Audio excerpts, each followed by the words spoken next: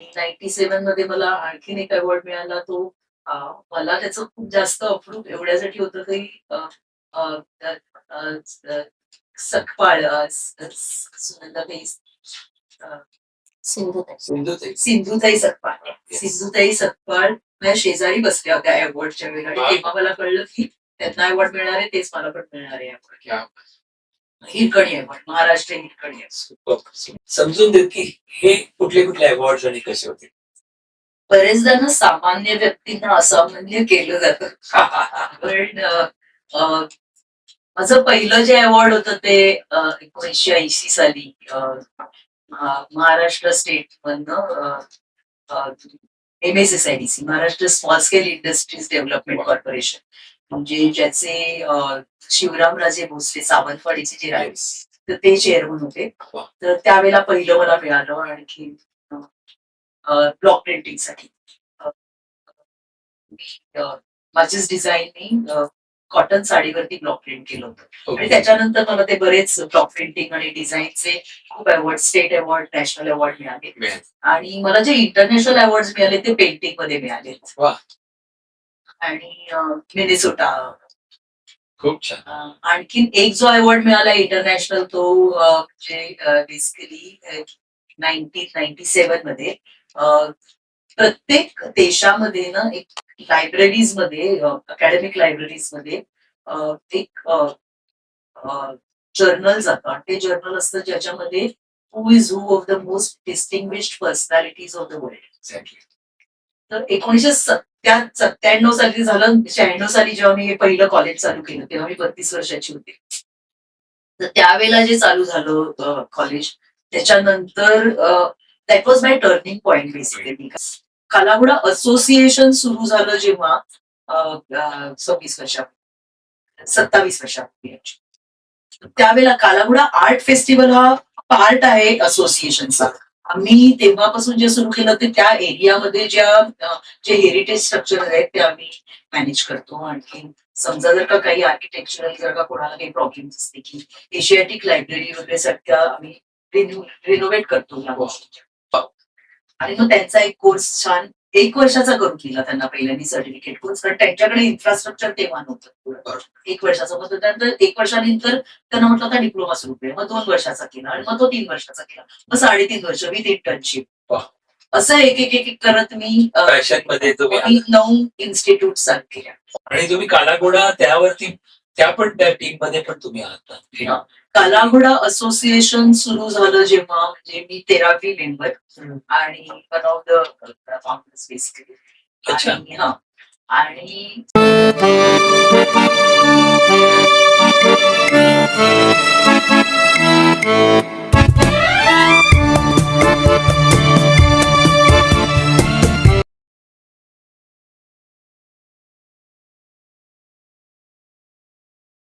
नमस्कार मित्रांनो, मी पराग देसरीकर तुमच्या सगळ्यांचं स्वागत करतो तुमच्या माझ्या आणि आपल्या सगळ्यांच्या आवडता प्रोग्राम जो आहे IPL पॉडकास्ट. इंडिपेंडेंट तुमचं कॉर्पोरेट ट्रेडिंग चालू होतं. हो. आणि हे जेव्हा झालं सुरू तेव्हा माझी मुलगी खूप लहान होती.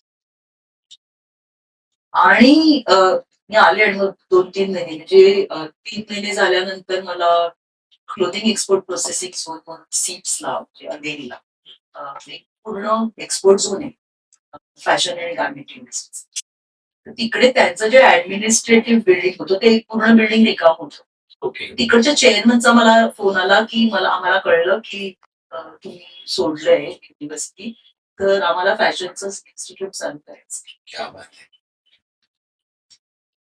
तर तुम्ही करू शकाल का? फक्त एकच अट आहे की आम्हाला 3 महिन्यात सुरू. मला 2 चॅलेंजेस होते. एक तर फॅशन इन्स्टिट्यूट मला चालू करायला मिळतंय. इतक्या वर्षांचा माझा जो हा एक्सपिरियन्स आहे तो मला कुठेतरी कामी लावता येणार आहे. तोपर्यंत मी सायकोलॉजिस्टही झाले होते. माझं मॅनेजमेंट झालं होतं. प्लस टेक्सटाईल्स रिसर्च पर्यंतचं झालं होतं. हे सगळा एकूण मला चांगला अनुभव. तर ते सगळं झालं तर मला असं वाटायला लागलं की व्हाय नॉट? मी त्यांना म्हटलं करते. फक्त 3 महिने मला जरा माहिती नाहीये पण बहुतेक मी करू शकेल 3 महिने. पण तुम्ही या इकडे ऑफिसमध्ये तुम्ही बघा सगळं. आणि मग मी दुसऱ्याच दिवशी त्यांना भेटायला गेले. ओके. आणि मग मी पूर्ण ते बिल्डिंग बघितली आणि छान रूम्स होत्या सगळं. म्हणजे रूम्सचं डिझाईन करण्यापासून की कशी क्लासरूम पाहिजे, लायब्ररी कशी पाहिजे, हे सगळं करून मला वाटतं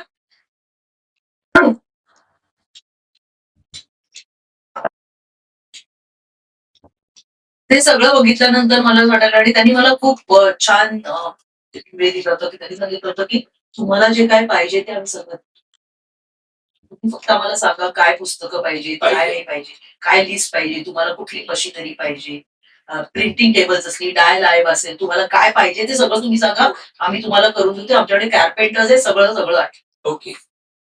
2 महिन्यात पूर्ण कॉलेज छान तयार झालं. म्हणजे इन्फ्रास्ट्रक्चर वाईज. आणि त्याच्यानंतर मग PR केला आणि प्रेस कॉन्फरन्स घेतली. 3 महिन्यात आमचं कॉलेज उभं राहिलं आणि मग आम्ही आणखीन एक काम केलं की मी त्यांना म्हटलं की प्रत्येक फॅशन इन्स्टिट्यूट जेव्हा उभी राहते तेव्हा बेसिक तेच असणार आहे. पण तुम्ही काय वेगळं देताय हे बघणं खूप महत्वाचं आहे. बरोबर. मग शनिवार रविवार आणि तिकडेच 29 बाकी एक्सपोर्टचे ऑफिसेस होते. तर म्हटलं तिकडे कितीतरी तुमचे असे एम्प्लॉईज असतील की ज्यांना कुठेतरी कधी कधी कॉन्फिडन्स जातो की आपण क्वालिफाईड नाही आहोत.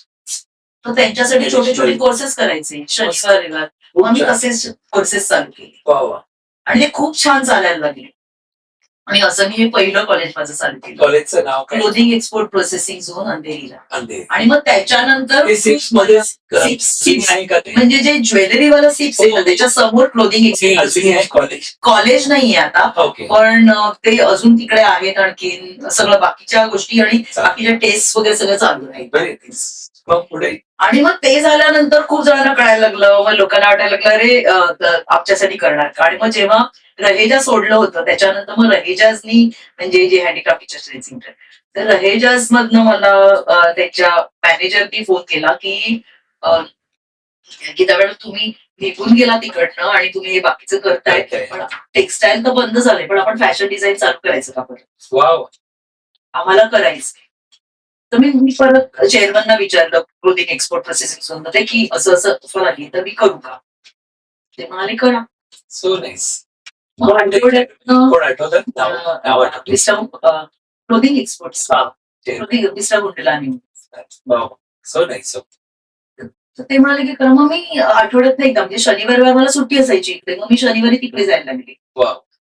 आणि मग त्यांचा एक कोर्स छान 1 वर्षाचा करून दिला त्यांना पहिल्यांदा सर्टिफिकेट कोर्स कारण त्यांच्याकडे इन्फ्रास्ट्रक्चर तेव्हा नव्हतं. 1 वर्षाचा मग त्यानंतर 1 वर्षानंतर त्यांना म्हटलं आता डिप्लोमा सुरू केला. मग 2 वर्षाचा केला आणि मग तो 3 वर्षाचा केला. मग 3.5 वर्ष विथ इंटर्नशिप. असं एक एक एक एक करत मी फॅशन मध्ये तुम्ही 9 इन्स्टिट्यूट चालू केल्या. Wow great. हे सगळे मुंबईमध्येच की कसं? नाही हैदराबाद त्याच्यानंतर पूर्ण सेटअप तुम्ही केलं. वाव. काय नावाने रहिजांचंच असायचं. पण नाही रहिजांचं नाहीये वेगवेगळे. ओके वेगवेगळे. ते फॅशन चालेल चालेल चालेल. पण मग हे नंतर तुम्ही कन्सल्टिंग सायकोलॉजिस्ट तुम्ही पण मी सायकोलॉजी मी सगळ्या जेवढ्या फॅशन इन्स्टिट्यूट केल्या सुरू किंवा आता जी भारतामध्ये होम सायन्सची जी टेक्सटाईल्स क्लोथिंगची जी डिपार्टमेंट आहे त्या सगळ्याच्या अकॅडमिक बोर्डवर आहे. वा वा. आणि तुम्ही कालाघोडा त्यावरती त्या टीम मध्ये पण तुम्ही आहात ना? कालाघोडा असोसिएशन सुरू झालं जेव्हा म्हणजे मी 13वी मेंबर आणि one of the founders basically. अच्छा. आणि कालाघोडा असोसिएशन सुरू झालं जेव्हा 26 वर्षापूर्वी 27 वर्षापूर्वी त्यावेळेला कालाघोडा आर्ट फेस्टिवल हा पार्ट आहे असोसिएशनचा. आम्ही तेव्हापासून जे सुरू केलं ते त्या एरियामध्ये जे हेरिटेज स्ट्रक्चर आहेत ते आम्ही मॅनेज करतो. आणखी समजा जर का काही आर्किटेक्चरल जर का कोणाला काही प्रॉब्लेम असते की एशियाटिक लायब्ररी वगैरे सध्या आम्ही रिनोव्हेट करतो या गोष्टी तर ते होतं. पण जेव्हा 26 वर्षापूर्वी कालाघोडा आर्ट फेस्टिवल सुरू झालं आणि आताच्या चेअरपर्सन आहेत वृंदा मिलर. तर मी आर्ट फेस्टिवल मी पहिला नाही सुरू केला. जेव्हा त्या होत्या मेंबर त्यांनी त्या मेंबर होत्या मॅनेजमेंटच्या त्यांनी ते सुरू केलं होतं आणि मग त्या मला म्हणाल्या की वृंदा मिलर माझ्या 1 वर्ष सिनियर होती जे स्कूल ऑफ आर्ट्स. त्याच्यामुळे आम्ही ओळखायचो एकमेकांना. त्यांनी मला सांगितलं की समजा का घेणार का. मी सुरू केलं ॲज अ क्युरेटर बेसिकली, की क्युरेट करायची स्टॉल्स वगैरे जे येतात ते आणि सगळं. आता 26 वर्ष झाली आम्हाला. एक छोटं जे आर्ट फेस्टिवल होतं ते आता खूप मोठं झालंय, नाव मोठं आहे. खूपच मोठं झालंय. म्हणजे आता इंटरनॅशनल मॅपवरती गेलंय, हो, की खरंच. न्यूयॉर्क टाइम्स मध्ये दरवर्षी येतं आणि त्याच्यामुळे आपल्याला भरपूर पर्यटक येतात तिकडे घ्यायला. आणि आता 16 व्हर्टिकल्स झाली आहेत वेगवेगळी. ते खूप छान हे झाले.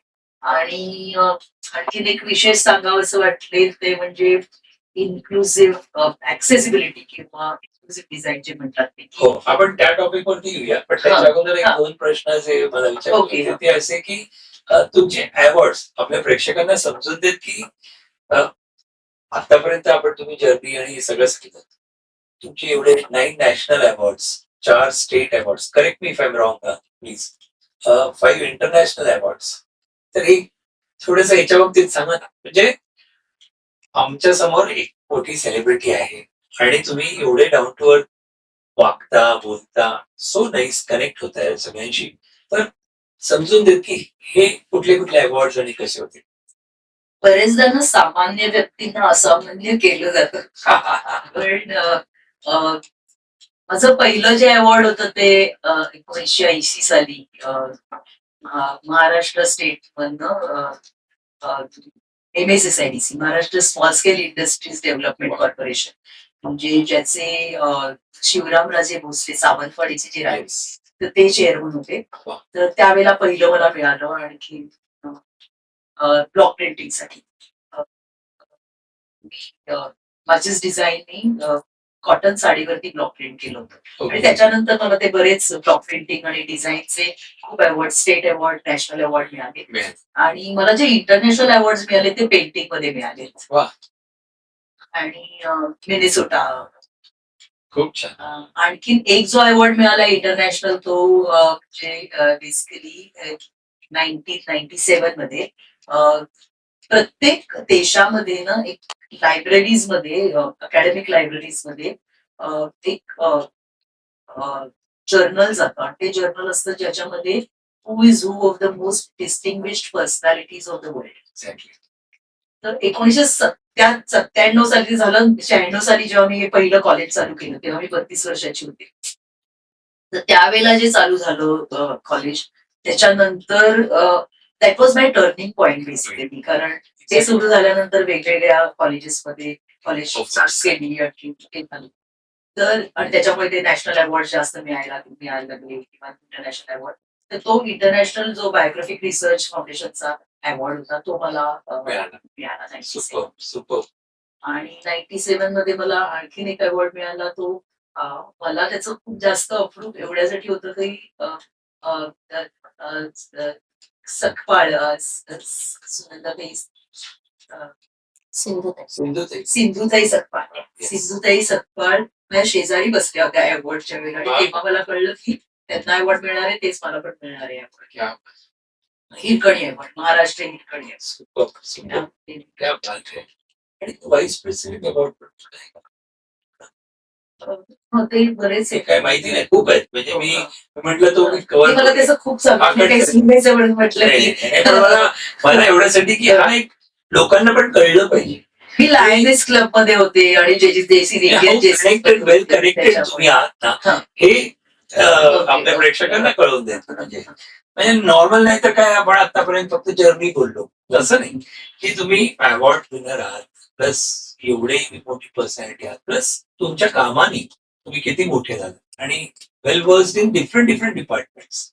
अकॅडमिक झाल्यानंतर काय झालं की अकॅडमिक्स मध्ये मी जसे आले, कुसुमताईंनी सांगितलं त्याच्यानंतर मी जे आले, त्याच्यानंतर कुठेतरी तो पण एक खूप छान प्रवास चालू झाला. आणि मध्येच एकदा केव्हा तरी असं वाटलं की आपण काहीतरी वेगळं करायला पाहिजे. मग एका कॉर्पोरेटमध्ये मी सिनियर व्हाईस प्रेसिडेंट होते, जिकडे मी मर्चंडाईज डिव्हिजन त्यांची चालू केली होती. They were basically into painting किंवा आर्ट वर्ल्ड मध्ये कन्झर्स होते आणि त्यांच्यासाठी मी काम केलं. आणि I started their merchandise division. त्या मर्चंडाईज डिव्हिजन मध्ये आम्ही जी पेंटिंग्स मोठ्या मोठ्या लोकांची म्हणजे बेंद्रे असतील, M.F. हुसेन असतील, यांची जी पेंटिंग्स त्यांच्याकडे जी होती, तर त्या पेंटिंग्स मधून आम्हाला जे काही राईट्स त्या कंपनीला जे राईट्स असायचे त्या राईट्स मधून आम्ही वेगवेगळे प्रोडक्ट्स तयार सुरू केले मर्चंडाईज. That could be a furnishing material, it could be a furniture, it could be anything, it could be a souvenir also. ते चालू केलं आणि मग ते खूप छान चाललंय आणि अजूनही चाललंय. तर तुमच्या इंट्रोडक्शन मध्ये मी बोललो तर तुम्ही सांगितलं करेक्ट एज्युकेशनिस्ट तुमचं एज्युकेशन जर्नीचं सांगितलं. CSR कन्सल्टंट हे एक समजायचं आहे म्हणजे आपल्या प्रेक्षकांना पण समजत आहे, मला पण समजत आहे की व्हॉट एक्झॅक्टली म्हणजे जर कोणी कॉर्पोरेट्स असतील त्यांची CSR ऍक्टिव्हिटीज असतात तर इथे तुमची कन्सल्टन्सी कशी उपयोगी पडते. एक दुसरी गोष्ट कन्सल्टिंग सायकोलॉजिस्ट म्हणजे तुम्ही काय करता. त्याच्यानंतर adviser strategic planning and development for corporate. तर हे सांगून मग आपण अडॅप्टेबिलिटी एक ब्रेक घेऊन आपण ते करूया. ह्याच्याविषयी सांग. मी कन्सल्टिंग सायकोलॉजिस्ट. मी आता बेसिकली काउन्सिलिंग करते करिअर्ससाठी. करिअर काउन्सिलिंग कोणाला स्टुडंट्स स्टुडंट्स आणि स्टुडंट्सना करताना बरेचदा पेरेंट्सना करावं लागतं कारण आपल्या इकडे स्पेशली भारतामध्ये मेसेज माझं म्हणणं आहे की डायरेक्टली ऑडियन्सशी पण तुम्ही सांगा कसं असतं की कुणाला तुम्ही म्हणजे who is the person who can approach you म्हणा किंवा तुम्ही हेल्पफुल असाल. पॅरेंट्स प्लस स्टुडंट प्लीज सांगा. स्टुडंट्सना करायचं असतं पण पेरेंट्सना पण आपण पेरेंट्सना एवढ्यासाठी करतो बेसिकली की भारतामध्ये काय होतं ना की पालकांना स्वतःची वेगळी स्वप्न असतात. स्वतःनी काहीतरी त्यांना करायचं असतं ते त्यांना करता आलेलं नसतं किंवा त्यांनी ते केलेलं नसतं आणि ते बरेचदा लादलं जातं आपल्या मुलांवर आणि त्याचा परिणाम इतका कधी कधी वाईट होतो मुलांवरती की मुलांना करायच्या नसतात ज्या गोष्टी त्या सुद्धा करायला लागतात की त्यांना काहीतरी वेगळंच करायचं असतं.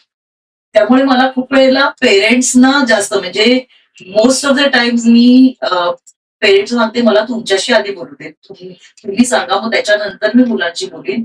पण 97% of the times parents have to be counsel आणि ते करणं खूप आवश्यक असतं. खूप गरज आहे. खूप गरज आहे आणि किती टाइम पॅरेंट्सनी द्यायला पाहिजे तुम्हाला. हो कन्सल्टिंग 1.5 तास तरी लागतो आणि मुलांबरोबर मी 3-4 वेळेला 1.5 तास घेते. सिंगल पॅरेंट्स पण असते म्हणजे कोणी आणि जेव्हा मी मुलांबरोबर घेते तेव्हा पहिले 2 सेशन्स मी पालकांना सांगते तुम्ही प्लीज येऊ नका. कारण बरेचदा मुलं ना पालकांसमोर ओपन अप नाही त्यांना सांगायचं नसतं. आणि हे पण आहे की आपण जेव्हा म्हणतो की पालकांचं असं असतं की नाही माझ्या मुलीने किंवा मुलाने डॉक्टरच व्हायचे किंवा इंजिनियरच व्हायचे. बरेचदा आता थोडा थोडा जरा बदलायला लागले की हटके काहीतरी वेगळं केलं तरी चालतं. पण नाहीतर डॉक्टर, वकील, इंजिनियर, CA या गोष्टींपेक्षा जास्त किंवा ग्रामीण भागात जर का तुम्ही गेलात तर त्यांना सगळ्यांना IAS आणि IPS कारण का तर फक्त लांडीची गाडी पाहिजे. ह्या ज्याही गोष्टी असतात पण सगळ्यांनाच त्या जमण्यासारख्या नसतात. आणखी प्रत्येकाला स्वतःचं टॅलेंट असतं आणि प्रत्येकाने त्या टॅलेंटमध्ये जर का आपण काम केलं आणि मला नेहमी वाटतं की आपण जेव्हा ग्रॅज्युएट होतो, पोस्ट ग्रॅज्युएट होतो किंवा आपण एखाद्या ठिकाणी कामाला जातो किंवा आपण स्वतः एंटरप्रेन्योर होतो तेव्हा केव्हाही सकाळी उठल्यानंतर आपल्याला तिकडे जायला मजा वाटते पाहिजे की आपलं you should be happy that you are going. असं झालंय बाबा मला जायचं आता ऑफिसला जायचं हा कंटाळा नको. बरोबर. ते जेव्हा विद्यार्थ्यांनी स्वतःहून ते प्रोफेशन निवडलेलं असतं happy that person would be happy. आणि आता सध्या असं पण झालंय की मी त्यांना नेहमी सांगते की तुम्ही हॉबीज बाजूला नका ठेवू किंवा शाळांमधनं बरेच आपण हे पण बघतो पालकांमध्ये की पालक परीक्षा आली 8वी 9वी 10वी मध्ये की आता 10वी आली आहे आता बाकी सगळं बंद. 24 तास कोणी अभ्यास नाही करत आणि तो स्ट्रेस लेवलला खूप चांगला आहे की तुम्ही जे काही तुम्ही तबला वाजवताय, गाणं म्हणताय, डान्स करताय की ड्रॉइंग करताय ते तुम्ही ठेवा ना तुमचं रोज अर्धा पाऊण. हे चांगलं काम होईल म्हणजे दॅट बॅलन्सेस आउट. तुमचं जे टेन्शन असतं ते कमी होतं. ऍक्सेप्टन्स पॉवर जास्त हे पेरेंट्सला सांगणं खूप महत्वाचं असतं. आणि मग ह्या ज्या काही गोष्टी असतात मी तर मुलांना हे पण मी सांगते जेव्हा काउन्सिलिंग करते त्यांना तेव्हा की तुम्ही तुमचं जे केलंय ना सिलेक्शन तुमच्या करिअरसाठी त्याच्याबरोबर तुम्ही हॉबी सुद्धा ठेवा. You can make 2 professions out of it after some years. त्याच्यातून जास्ती कमवाल म्हणा. आणि मग बरं म्हणजे जे आता मी सुद्धा करते की ऍज अ सायकोलॉजिस्ट जेव्हा मला स्ट्रेस वाढतो माझा, जे टेक्स्टाईल आणि फॅशन मध्ये मी करते दॅट बॅलन्सेस इट. Exactly. खरंच खरंच. हे खूप महत्वाचं आणि आहे. आता ऑपॉर्च्युनिटीज पण किती आहे. फक्त पूर्वी ते 4 डॉक्टर, इंजिनियर 300 किती तुम्ही आणि काहीतरी हटके काहीतरी वेगळं केलं तर ते खूप छान असणार आहे. आणखी पैसे कमवण्याच्या दृष्टिकोनातून सुद्धा चांगलं म्हणजे बरेचदा हल्ली सगळा कल असतो तो फायनान्शियली कसं किती आपण होणार. करायला पाहिजे.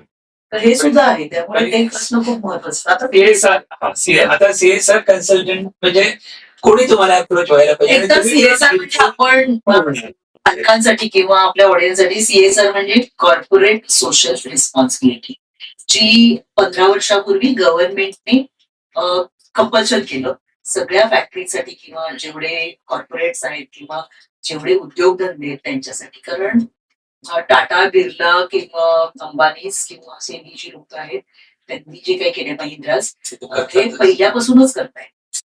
म्हणजे ते त्यांच्या उपजतच आहे. म्हणजे त्यांना दाखवायचं पण नाही कुणाला आपण काय करायचं. पण ह्या ज्या काही गोष्टी होत्या त्या बरेचदा सायफर व्हायच्या आणि कुठेतरी हा पैसा कुठेतरी चांगल्या ठिकाणी लागावा म्हणून गव्हर्नमेंटने 2% कंपल्सन केलं की सीएसआरला तुम्ही प्रत्येकाने तुमचं जे काही वार्षिक उत्पन्न आहे त्याच्यातलं 2% तुम्ही द्यायला पाहिजे. ग्रॉस इन्कम नाही म्हटलं. अगदी. आणि ह्या गोष्टी मी सीएसआरच्या खूप शिकले. ते मी जेव्हा बारामतीमध्ये ऍग्रिकल्चरल डेव्हलपमेंट ट्रस्ट आहे त्याची मी पहिली सीईओ. वाव. तर जेव्हा मी तिकडे 23 त्यांच्या इन्स्टिट्यूट त्याची जी सीईओ झाली तेव्हा कळायला लागलं की ही ट्रस्ट आहे आणि ती ट्रस्ट आहे म्हटल्यानंतर त्यांच्याकडे शेतकऱ्यांच्या मुली खूप येतात आणि मुलींना खूप प्रोत्साहन दिलं जातं. बऱ्याच जणींना म्हणजे फ्री एज्युकेशन आहे. ज्युनियर केजी पासून ते पीएचडी पर्यंत नर्सिंगचं कॉलेज आहे. इकडे खूप कॉलेजेस आहेत वेगवेगळी arts, commerce, science, agriculture college आहे की जिकडे ड्युएल डिग्री मिळते. एक नेदरलँड्सवरनं आणि ते पण माझ्याच कारकिर्दीमध्ये ड्युएल डिग्री मिळते जी नेदरलँड्सवरनं येते. 2 वर्ष बारामतीमध्ये शिकायचं आणि 2 वर्ष नेदरलँड्स शिकायचं. फार्मसी आहे आता कॉलेज आणि आता खूप प्रचंड वाढले म्हणजे आता नवीन सीईओ आले त्यांनी आणि छान वाढवले. मी तिकडे 2010 ते 2015 होते. आणि ती जेव्हा मी पहिली सीईओ होते तेव्हा मला जाणवायला लागलं की ऍज अ ट्रस्ट आपल्याकडे तेवढी फंडिंग नाहीये पण खूप काही काम करायचं. आणि मग तेव्हा मला वेगवेगळ्या कॉर्पोरेट्स मध्ये जायला लागायचं त्यांना सांगायला लागायचं की आम्ही काय काम करतोय की त्यांच्याकडनं फंडिंग कसं घ्यायचं. आणि अशा उत्कृष्ट म्हणजे कमिन्स इंडिया सारख्या खूप छान कंपन्यांबरोबर मी काम केली एडीटी बरोबर. आणि तेव्हा कळायला लागलं की सीएसआर मध्ये काय वेगवेगळी तफावत आहे की 3 वेगवेगळ्या प्रकारच्या कशा कंपनीज आहेत की ज्या कंपनीज मध्ये अशा कंपनीज ज्या मी मगाशी म्हटलं की जे करतातच आहेत काम आणि ते करणारच आहेत. त्याला 2% द्यायचंय नाही देते 10% पण देतील असं आहे. पण एक अशा काही कंपनीज आहेत की जेव्हा 2% सुरू झालं तेव्हा त्या कंपनीजना वाटायला लागलं की आपण आपलंच एनजीओ सुरू करूया.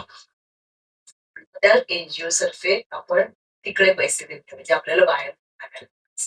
पण असे पण एनजीओ असे पण कॉर्पोरेट्स आहेत की ज्यांना कळत नव्हतं की आपल्याला खूप काम करायला पाहिजे पण ते करता येत नाही आपल्याला आणि आपल्याला माहितीच नाहीये सीएसआर म्हणजे काय तर आपण काय करायला पाहिजे. तर ह्या ज्या 3 गोष्टी आहेत त्यांना खूप छान काम करायचंय एकांना माहिती नाही. आणि एक असे सीएसआर पण काही कॉर्पोरेट्स होते की एचआरला देऊन टाकायचं ते डिपार्टमेंट की बघा आणि तुम्ही काय करायचं कारण मग एचआरना काही कळायचं नाही. मग ते सांगायचं की आम्ही एखाद्या एनजीओ मध्ये जातो एनजीओ मध्ये पैसे द्या आणि तुमचं प्रोजेक्ट झालं की आम्हाला सबमिशन करा असं पण दाखवायचं कंपल्सरी केल्यामुळे त्यामुळे कळायचं नाही त्यांना की काय करायचं. मग तिकडे मला असं वाटायला लागलं की मी बारामतीमध्ये इतकं छान शिकले हे की जेव्हा मी भीक मागायची लोकांकडनं की आम्हाला संस्थेने पैसे पाहिजे म्हणून. पण मग मला उलट करावं असं वाटलं हे आणि दॅट वॉज अनदर थिंग. मला असं वाटलं की खूप चांगलं आहे की जिकडे आपण मॅनेजमेंटच्या ज्या कॉलेजेस आहेत त्यांच्यासाठी एसएसआर सुरू करायचं student social response. Student social response हे काय म्हणजे स्टुडंट सोशल रिस्पॉन्सिबिलिटी म्हणजे कुठलीही मॅनेजमेंटची एमबीची जी कॉलेजेस आहेत ना त्यांना सुट्ट्या नसतात. ते पूर्ण 362 दिवस काम करत असतात. जेव्हा त्यांना त्यांची परीक्षा झालेली असते, त्याच्यानंतर 15 ते 20 दिवस त्यांना मिळतात आणि त्याच्यामध्ये काहीतरी कामं दिलेली असतात त्यांना करायला. ओके. तर त्या 15-20 दिवसाच्या ऐवजी जर का 1 महिना आपण त्यांना दिला आणि सांगितलं जर का तुम्ही शहरात आहात तर तुम्ही रुरल एरियात जा. हे काम करा. आणि मला माहिती आहे ह्या एनजीओज आहेत. ही चांगल्या एनजीओज आहेत. ओके. मग त्यांना एकत्र आणायचं. वा. एनजीओजना आणि कॉलेजेसना एकत्र आणायचं किंवा एनजीओजना आणि कॉर्पोरेट्सना एकत्र आणायचं आणि ते काम मी करते बेसिकली, की जे कॉर्पोरेट्स सांगायचं की हा चांगला एनजीओ तुम्हाला चांगला मिळतोय, तुम्ही यांना फंडिंग द्या आणि 1 year they have to hand hold it. वा. मग हे काम चांगलं चांगलं सुरू होतं. निश्चित. मग त्याच्यानंतर त्यांना वाटलं तर ते पुढे चालू करायचं करतील, असेल. नाही तर मग एनजीओ स्टार्ट टू अंडरस्टँड काय करायचं आणि ते फंडिंग देतात आणि मग ते काम सुरू होतं.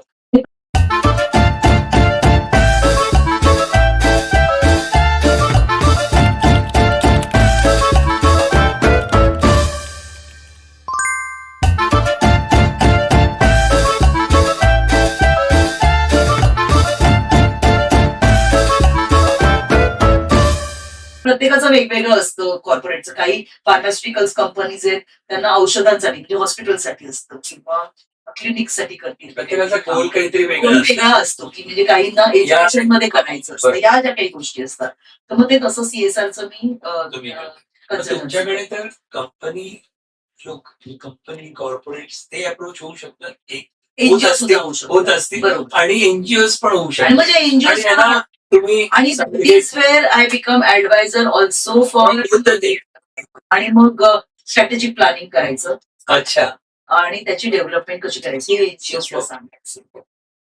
वा वा वा. हे छान आहे, मस्त आहे. पण तर ह्याचं म्हणजे आता हा आपला एपीएन पॉडकास्ट चालू आहे, पण आमचं एक दुसरं रंगमंच म्हणून आहे. पण हा जो मला आवडेल की हा टॉपिक जो आहे स्ट्रॅटेजिक प्लॅनिंग अँड डेव्हलपमेंट आहे ना मॅडम, म्हणजे हा टॉपिक वरती 15-20 मिनिटाचा डेफिनेटली एक सेपरेट सेशन म्हणा, प्रेझेंटेशन म्हणा, काही असेल तुम्ही बनवलं असेल तर कॉर्पोरेट्सना पण समजून देत आणि एनजीओजना पण समजून देत. सो दे कॅन, आपण फक्त एक तो मंच आपण करून जर करू शकलो तर आणि आपण आता बरेच एमबीएच्या कॉलेजेसनी चालू केले एक्झॅक्टली, म्हणजे काही लोकांना कोणाला मी अप्रोच होऊ पेक्षा तुम्ही ऍडवाइस, तुम्ही एवढं काम केलेलं आहे, so it is you can help them.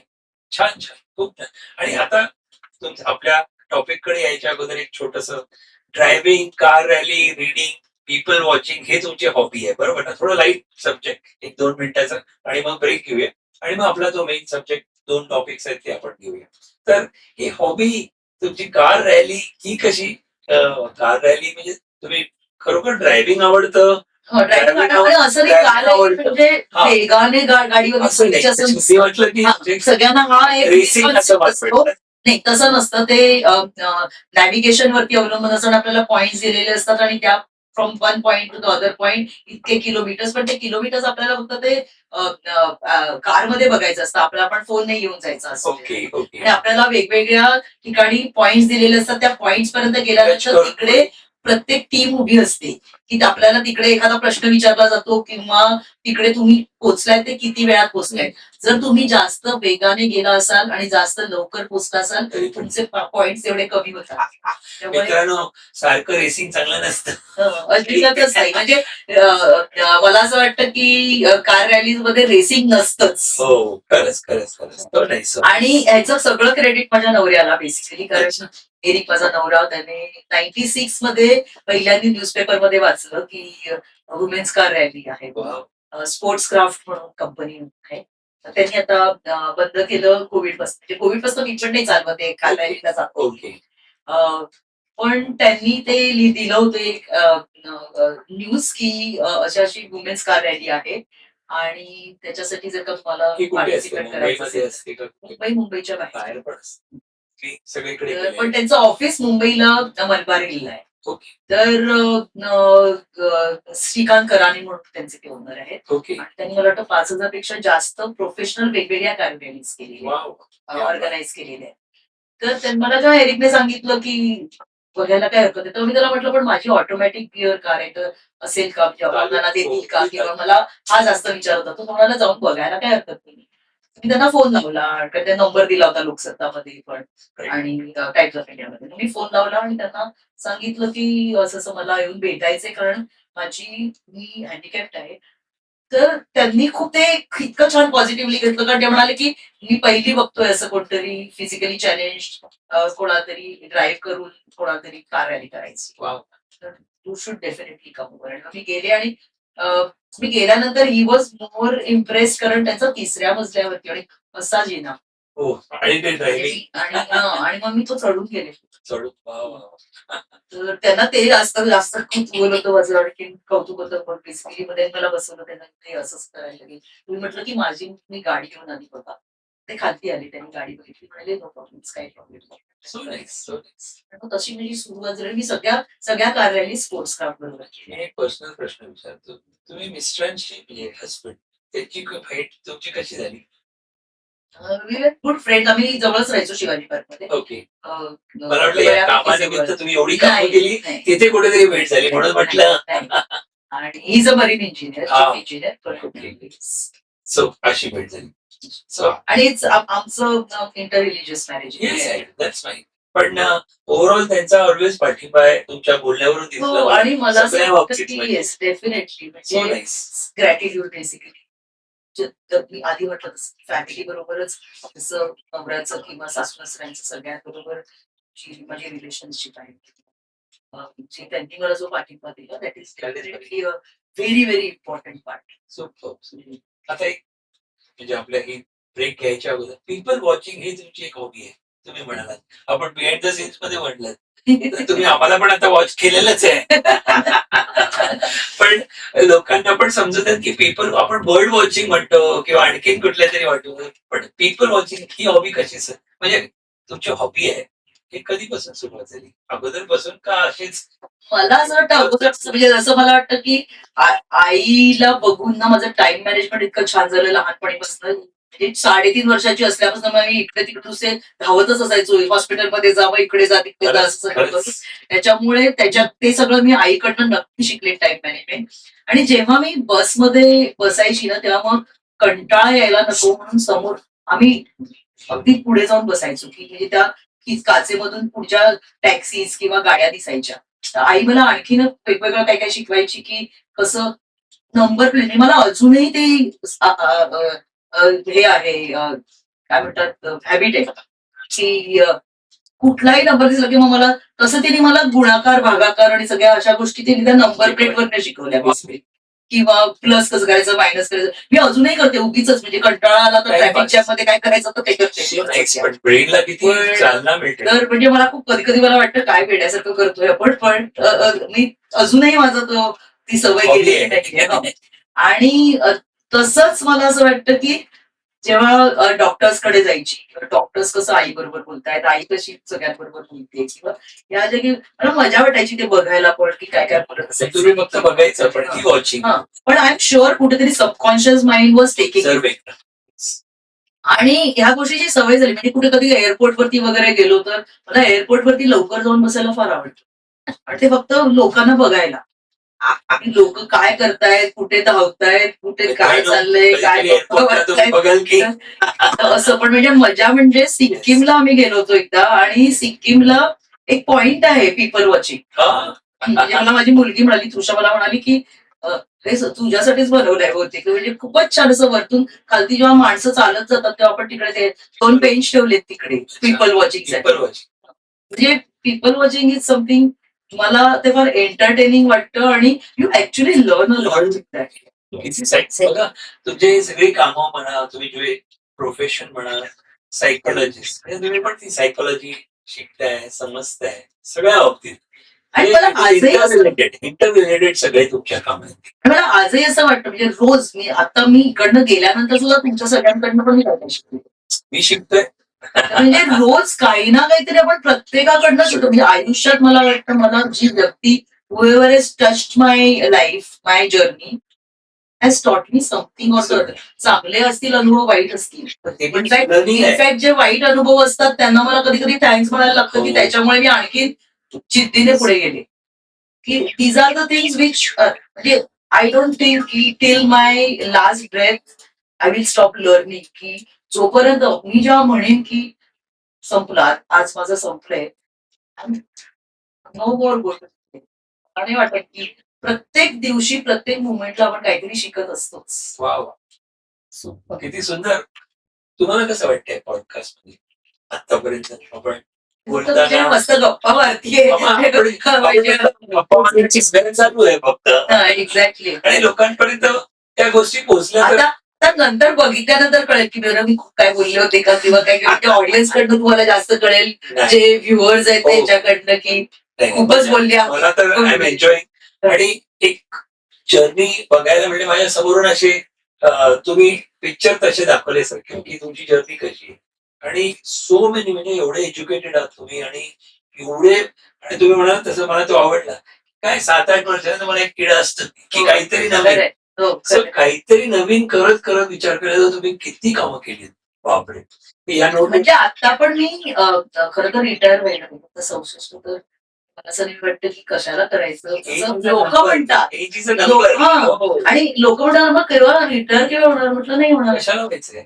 हे जोपर्यंत डोकं शाबूत आहे, जोपर्यंत शारीरिकरित्या मी ठीक आहे तोपर्यंत आय नीड टू बी आणि ऑक्युपाइड. किती लोकांना हेल्पफुल आहात तुम्ही, ते महत्वाचं. तुम्ही वेल कनेक्टेड आहात. So that is very nice. या नोटवरती आपण एक ब्रेक घेऊया आणि आपल्या मग पुढच्या राऊंड वरती येस. जे आपण आणखीन इंटरेस्टिंग असणार. मित्रांनो कुठे जाऊ नका, एक छोटासा ब्रेक घेतो आणि लगेच येतो. ओके.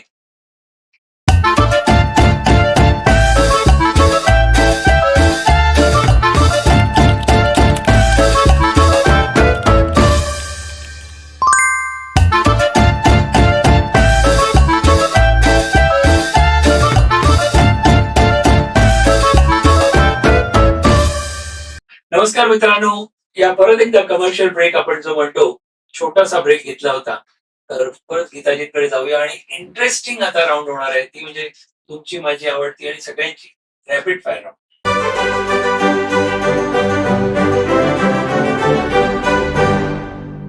आपण रॅपिड फायर राऊंड आपण खूप काही पॉडकास्ट आणि सगळीकडे बघतो, तर आपण पण ही राऊंड करतो. ज्याच्यामध्ये आम्हाला आहे ना, तुम्हाला जाणण्याची इच्छा आहे. तुमच्या आवडी निवडी काय आहेत, कसं आहे, right? जास्ती विचार न करता लगेच सांग. ओके, चला. तुम्ही मगाशी एक उत्तर दिलेलं होतं मला चहा आणि कॉफीच्या मध्ये म्हटल्याप्रमाणे, पण आपण प्रश्न ते घेऊया एकच. तर रॅपिड फायर राऊंड मध्ये तुम्ही ready? Yes. Okay, so will go. One moment please. या गीताजी, मला सांगा की तुम्ही one word that defines your life journey असं जर विचारलं तर काय सांगाल? इंटरेस्टिंग. छान. सक्सेस और हॅपीनेस असं जर तुम्हाला विचारला प्रश्न, तुमचं उत्तर काय असेल? Happiness. Happiness. With happiness comes success. Super. Teacher, psychologist और designer, which role is the closest to your heart? खूप अवघड आहे. अवघड आहे म्हणून आम्ही असे सोपे प्रश्न काढतच नाही. मी आणि आमची टीमची काळामध्ये. Teacher, psychologist and designer designer. किंवा तुम्ही ऑर्डर द्या पाहिजे तर. Designer, because when you are designing something, you are also into teaching and you know the psyche and Absolutely. So designer. Wow. This is also intelligent question. म्हणजे उत्तर आपण म्हणू शकतो. छान. One book everyone should read असं जर विचारलं तर काही सांगू शकत? असे खूप असतात वाचण्याचं, पण तरी तुम्ही कुठला रेकमेंड करू शकता किंवा हे छान मला आवडतं?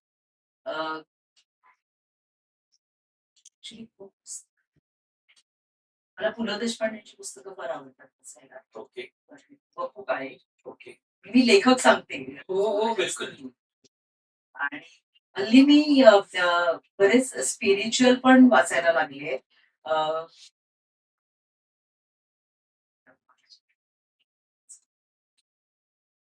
असे पटकन असं पुस्तकाची नावं नाही आठवत असेल तर, नाही तर आपण पुढच्या हा. म्हणजे पुढच्या पुढच्या क्वेश्चन. आता तुम्ही बापू कळेंचं आणि तुम्ही कथाकथन ऐकता म्हणजे हो, आणि मी त्यांचं ऐकलं पण आहे. व्यक्ती आणि वल्ली वगैरे जबरदस्त. म्हणजे माझं मॉर्निंग वॉक जर असायचं पूजा आठवते, कानात घालायचे आणि ते पूर्ण सेशन असायचे, मस्त ऐकायला मजा असेल. खूप मी लाईव्ह पण ऐकले. लाईव्ह पण काय ते म्हणजे आजकाल दिसत नाहीत ना कुठे असे कथाकथन. One habit that changed your life असं विचारलं तर काय सांगा? वन हॅबिट, सवय तुमची किंवा काही असेल. पेशन्स. पेशन्स. तुमची biggest strength, your biggest strength विचारलं तर काय असेल? To always respect everybody, and that could be from a child to an elderly person who's maybe 100 years old. Wow. Respect. Okay. Your biggest weakness. Normally weakness कोण सांगत नाही, पण तरी मी तुम्हाला प्रश्न खूप आहेत विचारतो. माझे. So, ह्याला म्हणतात बोल्ड आन्सर, म्हणजे ऍक्सेप्ट पण करायला त्याला गट्स लागतात. सो व्हेरी फ्यू पीपल सांगू शकाल तर सांगा.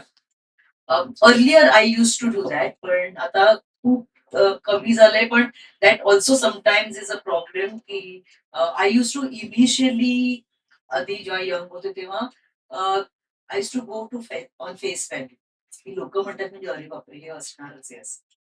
पण with experience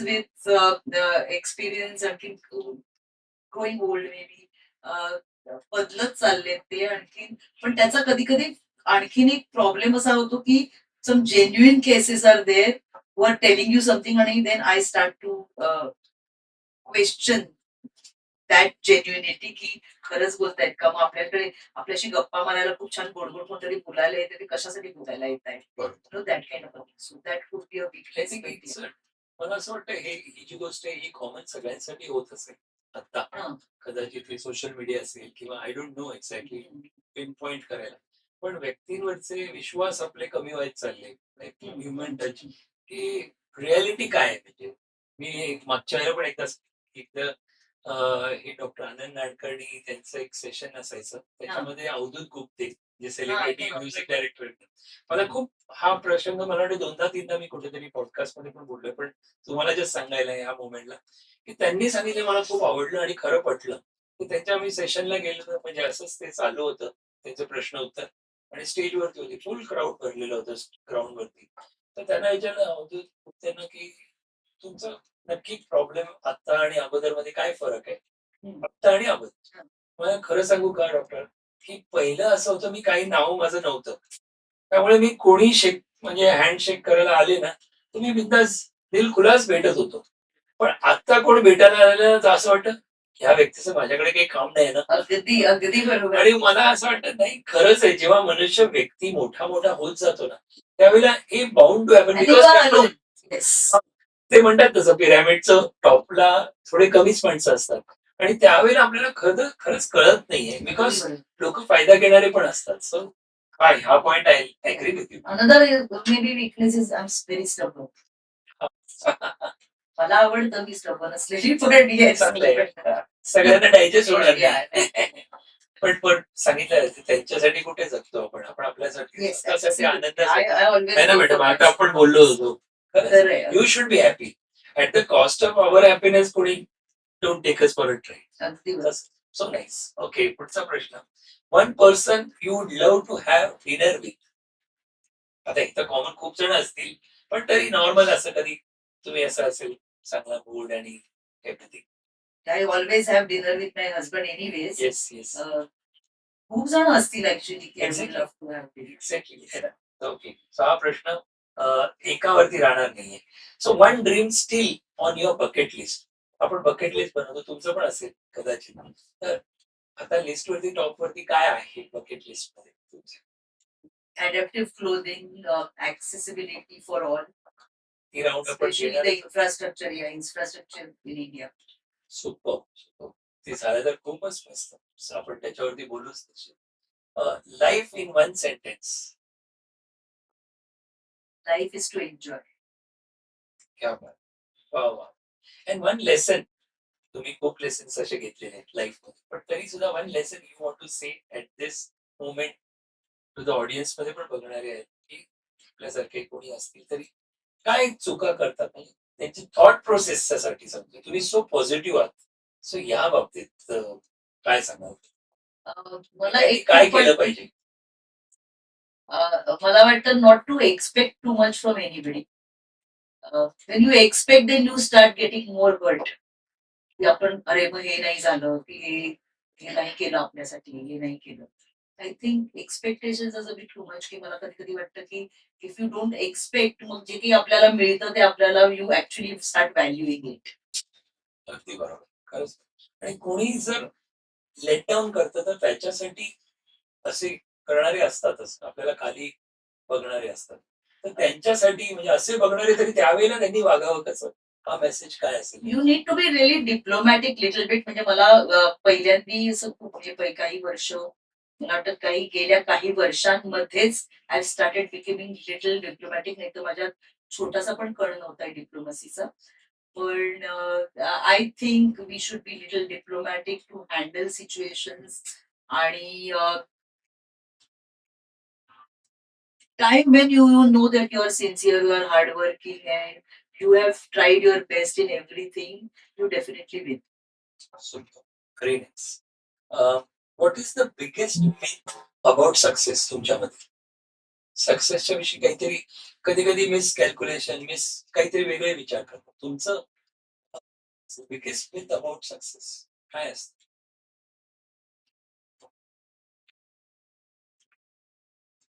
Biggest myth could also be that, today, जर का थोडंसं मी प्रोलॉंग करते आणखी, म्हणजे हो, बोलणं प्लीज explain प्लीज. करते. पण स्पेशली आज मी स्वतः ड्राईव्ह करते, स्वतः I am very very independent and I know I am extremely independent. आणि त्याच्यामुळे बरेचदा लोकांचा असा समज होतो की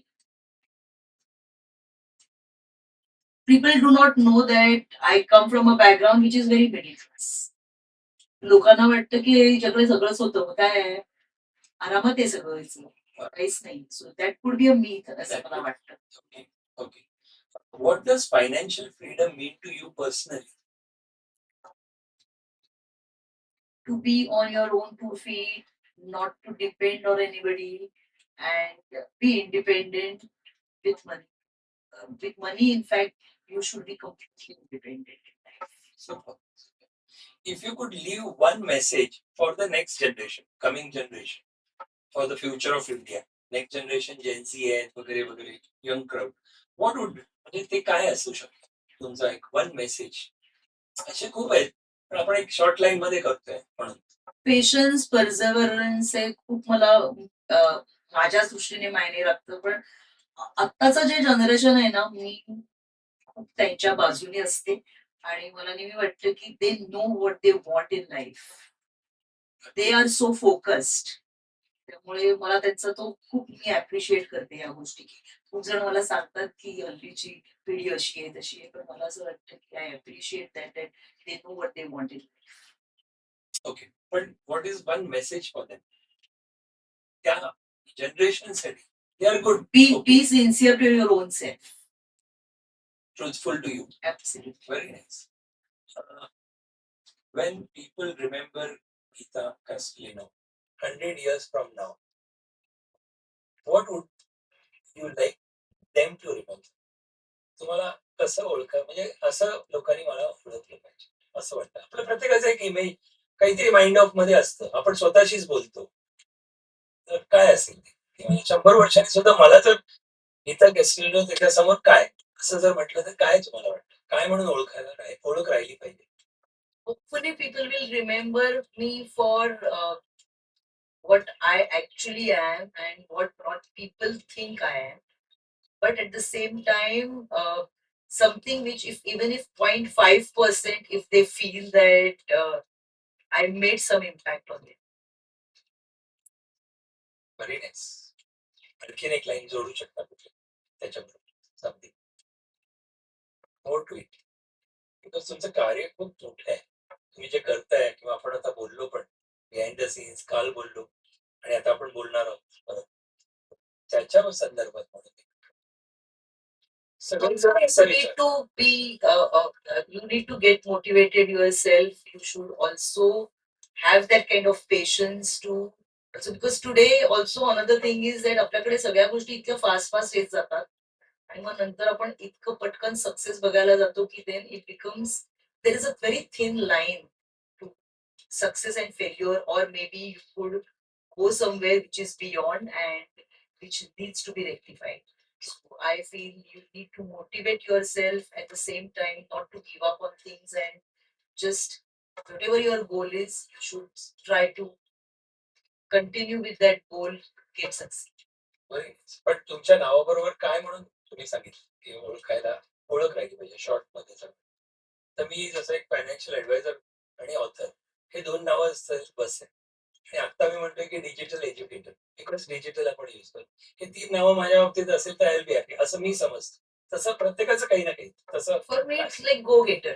व्हेरी आपला या राऊंडचा एक शेवटचा प्रश्न just see whether it interest you. Gitaji, from being a young girl battling polio to becoming an internationally recognized educator, psychologist, designer, and award-winning professional, what message would you like to give to every person who feels that life has been unfair to them? तुम्ही एवढे आहात successful, that's okay. But what message would you give to the every person who feels that life has been unfair? माझ्या बरोबरच हे का असं विचारतात ना, मीच का चांगलं असताना विचारत नाही आपण, असं ऐकतो पण की चांगलं झालं की हे माझ्या बाबतीतच का नाही झालं असं विचारत करत नाही, पण वाईट झालं की हे मीच का असं असतं. तर त्याच्यासाठी तुमचं मेसेज काय असेल अशा लोकांना, किंवा असे विचार थॉट प्रोसेस सगळ्यात मी पण कधीतरी त्या विचारामधून गेलो असेल, पण या मोमेंटला आपण जर असा प्रश्न दिला तर तुम्ही काय त्यांना मेसेज द्याल? I never went through this anytime in my life, maybe because माझ्या कुटुंबाने, माझ्या फॅमिलीने कधी ते दाखवून दिलं. दाखवून दिलं नाही. पण मला नेहमी असं वाटतं की आपल्याकडे तेव्हाच जास्त कठीण प्रसंग येतात आणि कठीण प्रसंगांना आपल्याला तोंड द्यावं लागतं, जेव्हा तरी कुठली तरी शक्ती आहे की जी शक्ती आपल्याला ते करायला भाग पाडते. ज्यांना माहिती असतं त्यांना माहिती असतं की you will be able to manage to fulfil that, आणि जे काही तुम्हाला प्रॉब्लेम्स असतात दॅट यू कॅन सॉल्व्ह. मला वाटतं की जेवढे आपल्याला आपले कपॅसिटी आहे तेवढेच प्रॉब्लेम्स आपल्याला येतात.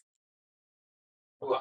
पण हे आणखी पुढून सांगण्यासाठी की त्यांना मोटिवेट कसं होतं की असे विचार करणाऱ्यांना काय त्यांनी थॉट प्रोसेस तुम्ही तुमच्यासाठी केलं, त्यांनी काय केलं पाहिजे, अर्थात तुम्ही जे केलं तेच केलं पाहिजे असं तुम्ही सांगाल, पण त्याला एक शब्दामध्ये सांगितलं तर काय त्यांनी, बाबा असं तुम्ही डाऊन फील कराल तर काय पुढे फिल इन द ब्लँक्स, तुम्ही डाऊन फील करताय डोंट वरी, मग काय Be happy and just take each and every step which comes to you very, very positively. Very positive mind is something which will get you to your success, and that will be your achievement. Very nice. Last प्रश्न मला south आफ्रिकेमध्ये, what advice would you give to young women who want to build successful career? Because तुम्ही consultant पण आहात म्हणून मी हा प्रश्न पण घेतला. हा लास्ट यांनी राऊंड एंड करू. Definitely the way I said earlier की तुम्ही सिन्सिअर स्वतःशी असणं खूप महत्वाचं आहे, हार्डवर्किंग असणं महत्वाचं आहे. सेकंडली दुसऱ्यांपेक्षाही मला नेहमी वाटतं की तुम्ही स्वतःला कम्पेअर करा. ओके. दुसऱ्यांबरोबर जेव्हा तुम्ही कम्पेअर करता तेव्हा ते you do not even know what they were in what kind of shoes. तुम्हाला स्वतःला माहिती असतात तुमचे प्रॉब्लेम्स काय असतात, आणखीन तुम्ही ते कसे हँडल केलेत, आणि ते तुम्ही जास्तीत जास्त इफेक्टिव्हली जसे करू शकता. ते सगळ्यात महत्वाचं आहे की तुम्ही स्वतःला कम्पेअर करत जा at every now and then scenario. ते दर 4 वर्षांनी असेल, 5 वर्षांनी असेल, की तुम्ही मागे काय होतात, आत्ता काय होतात, आणि तुम्हाला आता पुढे कुठे जायचं. सुपर सुपर, मस्त. तुम्ही तर जबरदस्त उत्तर दिली, पटापट दिली, जास्ती म्हणजे टाइम न घेता. हा राऊंड आपण इथे संपूया आणि पुढच्या राऊंड मध्ये आपण लगेच जाऊया पर्सनल फायनान्शियल राऊंड. तोपर्यंत एक ब्रेक घेऊया. येस, तर ब्रेक घेतला. Yes, let it go. Personal financial round. माझा प्रश्न Geetaji, what was the first thing you bought with your own earning? तुम्ही सांगितले दफ्तर आणि आजी आजोबांना दफ्तर घेतलेलं. What is one money lesson everyone should learn before the age of 25 तुमच्यामध्ये in young generation? Money lesson try to save definitely. मी स्वतः नाही केलं. एक्झॅक्ट, त्याच्यामधून पण आपण शिकतो. एक्झॅक्टली, म्हणजे मला तेव्हा असं वाटायचं की सेव्ह करून म्हणजे तेव्हा मला माहितच नव्हतं फायनान्शियल काय करायला पाहिजे. I was absolutely not aware. आणखी मी 25व्या वर्षीपर्यंत सेव्ह नाही केलं बेसिकली. पण मला असं नेहमी वाटतं की सेव्ह करणं. Another thing is to have your own mediclaim. मला खूप गरज वाटते या गोष्टीची आणि आता जास्तीत जास्त वाटते. आणि मला ह्या सगळ्याचा जास्तीत जास्त इम्पॉर्टन्स वाटला जेव्हा माझ्या वडिलांना कॅन्सर झाला. आणि त्यांच्याकडे होतं म्हणजे he financially he was very new what he wanted to do. Yet saved properly. He also try to advise us properly. But I think that was something when I realise की त्यांना प्रत्येक म्हणजे cancer झाल्यानंतर त्यांची प्रत्येक जो पैसा त्यांना परत मिळाला तो त्यांनी जो सेव्ह केला होता आणि तो ज्यांनी इन्शुरन्स काढलं होतं त्याच्यामध्ये मिळाला. त्यामुळे मला असं खूप वाटतं की at a very young age if you start doing it nothing like it. कारण आपल्याला माहित नसतं उद्या काय येणार आहे आपल्यावरती. About mediclaim. Absolute. Health insurance असला पाहिजे, अगदी अगदी. लाईफ इन्शुरन्स असला पाहिजे आणि येस मला वाटतं मी लाईफ इन्शुरन्स मला वाटतं मी 20व्या वर्षी असतानाच केला होता. त्यामुळे आणि ते मला वडिलांनी ऍडवाइस केलं होतं basically. But I think it's very necessary to have life insurance. तुमचे मास्टर इथेच आहेत आमच्याकडे. It is very yes, master म्हणजे आमच्या इथे ऋता मॅडम आहेत. येस, सगळे ओळखतात त्यांना. येस, असं विचारलं, if you had to give just one financial advice to every Indian family, what would it? Mediclaim सांगितलं, पण एक फायनान्शियल ऍडवाइस तुम्ही असाल. मी फायनान्शियल ऍडवाइस काही दिलं तर वाटेल बिझनेस होतोय, पण तुम्ही सांगू शकाल काही. Actually I am not a professional. पण तरी ऍज अ नॉर्मल ले पर्सन आपण म्हणतो, जसं आपण म्हणतो की फायनान्शियल ऍडवायझरचे इम्पॉर्टन्स त्याच्यामध्ये तुम्ही कव्हर करू शकता. पाहिजे नाही पाहिजे, फायनान्शियल प्लॅनिंग पाहिजे नाही पाहिजे, रिटायरमेंट प्लॅनिंग पाहिजे नाही पाहिजे, हे तुम्ही सांगा. For planning, family should sit together and discuss this, especially the seniors in the family. I do not know much about the financial help if you can get with the advisor, because I have never taken that help from any advisor. Definitely फॅमिलीने एकत्र येऊन definitely planning करणं खूप खूप गरजेचं आहे. आणि आता आपण जर का ह्या घटकेला बघितलं तर खूप जणांचे तर सध्या वॉर वगैरेची पण परिस्थिती केवढी आहे. मोठी आहे. आणि त्याच्यामुळे खूप जॉब्स जात आहेत. तर ह्या ज्या काही सगळ्या Yes. गोष्टी आहेत त्याच्यामुळे आपल्याला financial planning if you have done it from the beginning from your young age it becomes much better, so you are not stressing it out completely. Corpus बनला जरी असेल हो, का, हो. इम्पॉर्टन्स ऑफ लास्ट क्वेश्चन याच्यामध्ये, importance of financial adviser आहे. तुम्हाला काय वाटतं? तुम्ही नाही घेतलं, पण रोल ऑफ फायनान्शियल ऍडवायझर म्हणून जर म्हटलं तर किती आहे मोठा? The role of an Advice घ्यायला. financial advisor is extremely good. पण सध्या मी कदाचित may be it's not a right thing to say, but मला असं खूप वाटतं की हल्ली बऱ्याच बँकांमधून ते फायनान्शियल ऍडवायझर्स येतात, ते फोन करतात तुम्हाला. यू नेव्हर नो की कोण स्वतः, आणि ते बँकांमधून जॉब्स पण फार फटाफट बदलत असतात. त्यामुळे मला नेहमी वाटतं की ते सगळे पर्सनली त्यांचे सगळे ते तुमचे ऍडवाइस सगळं देताना पर्सनल डेटा गोळा करतात. आणि त्याच्यानंतर काय समजा जर का if somebody is try to misuse it, आणि I think that is the reason I have not hired any financial adviser. पण डेफिनेटली असायला पाहिजे if that person is really genuine. So I think तुम्हाला सगळ्यांना मेसेज मिळाला असेल. Absolutely. मी इथे कुठल्या पॉडकास्ट मध्ये आपण कोणाचं नाव घेण्याचं नाही, पण हा एक्सपिरियन्स करत की त्यांचं टार्गेट पूर्ण करण्यासाठी वगैरे Exactly. वगैरे गोष्टी, आणि तुम्ही म्हणताय 3 महिन्यामध्ये बदलतात. सो विथ ड्यू रिस्पेक्ट परत सांगतोय, कारण त्या व्यक्तीला जॉब आहे, त्याचं टार्गेट असतं. आम्ही बघतो ना की बँकेमध्ये माझी एफडी जर 50 लाखाची झाली तर लगेच दुसऱ्या दिवशी कॉल यायला सुरुवात, आणि really it is becoming trouble Absolutely, असं होतं, आणि absolutely. रॉंग सेलिंग वगैरे. विथ ड्यू रिस्पेक्ट परत सांगतोय, इथे काही आपण नाही, डिबेट, मला जेव्हा फोन पण हे अनुभव सगळ्यांचे तुमचे माझे असू शकतात. मला जेव्हा कॉल्स येतात तेव्हा सुद्धा मी त्यांना सांगते हा तुमचा जॉब आहे मला कळतंय, पण इंडिव्हिज्युअल फायनान्शियल ऍडवायझर असतात. आता आम्ही इंडिव्हिज्युअल फायनान्शियल हो, right. आहे ना मॅडम, किती जण असतात. So that is everyone's Yeah, experience. absolutely. पण you need an adviser. Absolute you need an आज ऍडवायझर. पंतप्रधान त्यांना सुद्धा फायनान्शियल ऍडवायझर खरंय, आहे. अगदी बरोबर, खरंय, अगदी बरोबर. यू नीड जसं आता तुम्ही कन्सल्टंट म्हणून करतात. ऍब्सोल्युट.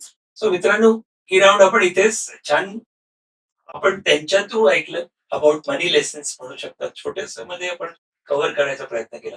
तर हा राऊंड आपण इथेच थांबूया आणि पुढच्या राऊंड मध्ये डबल जाऊया. कुठे जाऊ नका. इंटरेस्टिंग राऊंड इथे आता. थँक्यू.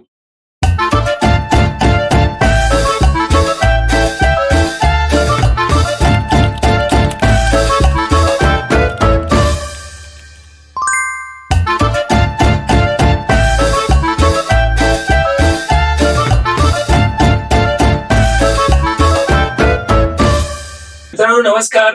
या छोट्याशा राऊंड नंतर आपण ब्रेक नंतर परत आपण आता गीताजींकडे जाऊया आणि आता ही इम्पॉर्टंट राऊंड जी आहे त्याच्यामध्ये आम्ही समजून घेऊया ऍक्सेस फॉर ऑल हे काय आहे नक्की. It's very interesting. मला माहितीये तुम्ही पण नक्की ऐका, लक्ष देऊन ऐका.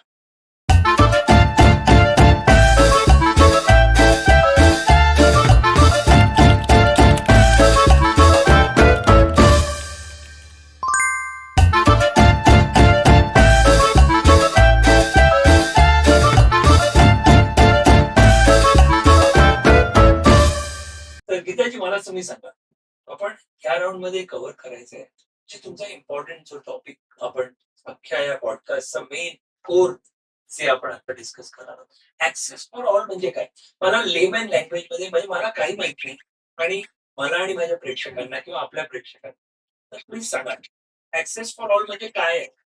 ऍक्सेस फॉर ऑल म्हणजे बेसिकली फक्त अपंगांसाठीच नाही, इन्फ्रास्ट्रक्चर बद्दल बोलते. म्हणजे ते रस्ते असतील, ते जिने असतील, कुठे तुम्ही ऑफिसमध्ये जाताना असेल, शाळेमध्ये जी मुलं जातात त्यांच्यासाठी असेल किंवा कॉलेजेसमध्ये जाताना आपण नेहमी प्रवास करतो जेव्हा किंवा प्रवास करताना बसने असेल किंवा ट्रेनने असेल. बरोबर. तर इकडे जिकडे जिकडे तुम्ही जाता तेव्हा तुम्हाला कुठेतरी प्रॉब्लेम यायला नको. तुम्ही जेव्हा आतमध्ये चढता ट्रेनमध्ये, तुम्ही फुटपाथ वरती जेव्हा चढता, आपले फुटपाथ जर का कधी कधी आपण बघितलं तर 2-2 फुटाचे पण आहेत.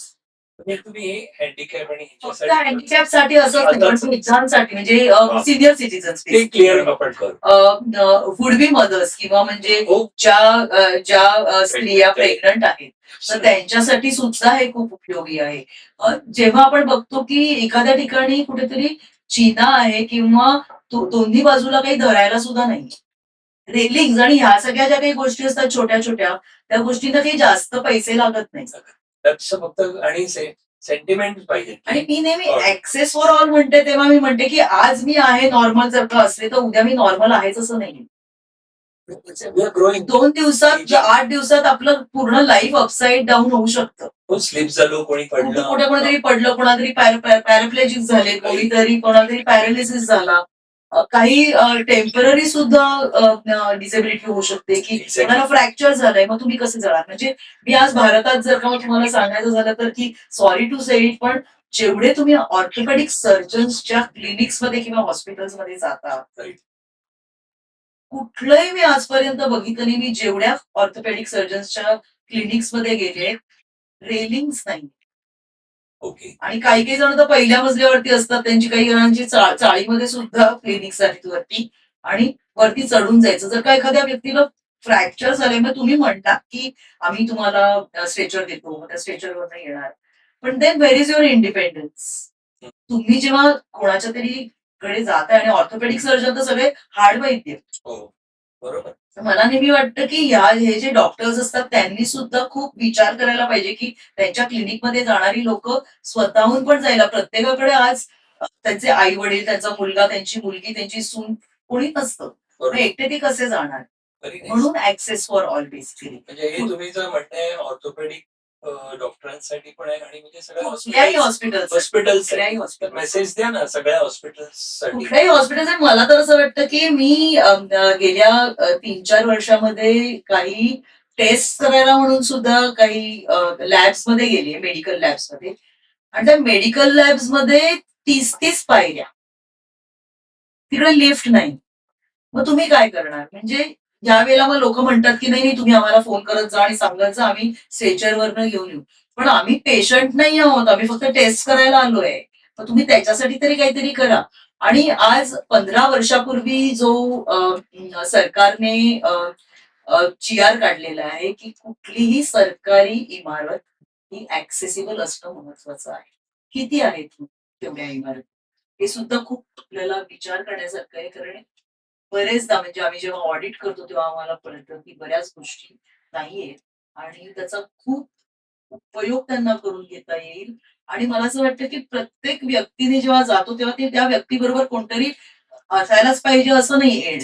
सिंगल असेल काय सिंगल कोणी असतील आणि हल्ली बरेचदा असं होतं की बऱ्याच सिनियर सिटीजनना पण मुलं त्यांची परदेशी गेलेली परदेशी असतात. हो खरंच आहे. मग त्यांना कोणतरी शेजाऱ्यांना सांगावं लागतं किंवा कोणावर तरी अवलंबून Dependent. राहावं लागतं. काहीतरी नातेवाईकांना सांगायला लागतं. तर हे सगळं कशासाठी पाहिजे? जर का इंडिपेंडेंटली आपण करू शकत असतो तर का नाही करायचं? बरोबर. पण ऍक्सेस फॉर ऑल हे आहे का? हा. म्हणजे हे त्याच्यामध्ये तुमचा रोल काय असतो? बेसिकली ऍक्सेस फॉर ऑल मध्ये आणखीन म्हणजे काय की आपलं इन्फ्रास्ट्रक्चर कसं वाढवायचं आणि गव्हर्नमेंट आता सध्या करायला लागलंय काम ह्याच्यामध्ये खूप. पण तरी जेवढा त्याचा स्पीड पाहिजे तेवढा तो स्पीड नाही. ओके. आणि तो स्पीड असणं खूप गरजेचं आहे. कारण गव्हर्नमेंटला सुद्धा माहिती आहे की म्हणजे तुम्ही जर का आज सचिवालयामध्ये जरी जाऊन बघितलं तर सचिवालयामध्ये सुद्धा त्यांनी जे रॅम्प्स घातले आहेत ते रॅम्प्स म्हणजे मी आता मागच्या आठवड्यातच सचिवालयात गेले होते आणि मला इतकी भीती वाटत होती एकटीला वरती चढायला त्या रॅम्पवरनं. पण तो रॅम्पची जो अँगल आहे तो वेगळा होता आणि बरेचदा आपल्याला आर्किटेक्चर कॉलेजेसमध्ये सुद्धा जाणं खूप गरजेचं आहे. म्हणजे आता सध्या एकांश ट्रस्ट म्हणून एक एनजीओ आहे. त्या ट्रस्टच्या अनिता अय्यर आणि मी आम्ही दोघी खूप काम करतो याच्यावरती की आर्किटेक्चर कॉलेजेसमध्ये जाऊन त्या लेक्चरर्सना त्या प्रोफेसर्सना पहिल्यांदा धडा देणं की तुम्ही काय घेताय म्हणजे इन्क्लुझिव्ह डिझाईन म्हणजे नक्की काय. एक्झॅक्टली. आणि जर का स्टुडंट पर्यंत पोहोचलं आर्किटेक्ट पुढचे जे आर्किटेक्ट आहेत ते ते तसे are the actual architects of the nation. Exactly. की ज्यांच्याकडनं तुम्हाला कळू शकतं की तुम्हाला नक्की काय करायचंय. आणखी तुम्ही चुकीच्या गोष्टी करून फक्त एखादं व्हीलचेअरचं प्रोव्हिजन स्पीकर लावला तिकडे की तुम्ही म्हणता की इकडे हे झालं हे ऍक्सेसिबल आहे. बरेचदा आपण खूप मॉल्समध्ये बघतो की मॉल्समध्ये ऍक्सेसिबल म्हणून एक व्हीलचेअर टॉयलेटला दरवाजाला व्हीलचेअर लावलेलं असतं. जेव्हा तुम्ही तो दरवाजा उघडता आणि तेव्हा तुम्ही आतमध्ये बघता तेव्हा सगळ्या कचऱ्याच्या बालद्या आणि बऱ्याच अशा गोष्टी भरलेल्या असतात तिकडे की this is a very very sad thing की त्या मॅनेजमेंटला सुद्धा त्याचा सिरियसनेस नाहीये. की जेव्हा तुम्ही तिकडे जाऊन सांगता हे काय ठेवलंय म्हणजे आम्ही आता साफ करतो तुम्ही काही बघू नका. मी जेव्हा फोटो पण काढायला जाते तर सांगता तुम्ही फोटो नका काढू आम्ही पटकन ते सगळं साफ करतो आणि तुम्हाला आतमध्ये जायला देतो. बरोबर. पण ते तुम्ही ठेवलंय कशासाठी? बरेचदा कार पार्किंगला जेव्हा जेव्हा कुठल्याही मॉलमध्ये असेल किंवा कुठल्याही ऑफिसमध्ये असेल हँडिकॅपसाठी आता 1-2 ठेवतात. खूप ठिकाणी नाहीये पण जिकडे जिकडे ठेवतात तिकडे बरेचदा मी मॉलमध्ये बघितलंय की ते मॉल्समध्ये कार पार्किंग काढून तिकडे गिफ्ट आर्टिकल्स रॅप करायला म्हणून तिकडे त्यांनी टेबल्स टाकले. म्हणजे खालनं आपल्याला दिसतोय तो स्टिकर. Right. ह्या ज्या काही गोष्टी आहेत त्या कुठेतरी सिरियसनेस असणं आणि याच्यासाठी मला वाटतं की या सगळ्यांना ट्रेनिंग देणं खूप आवश्यक आहे. रिस्पॉन्सिबल कोण वाटतं या गोष्टीचं?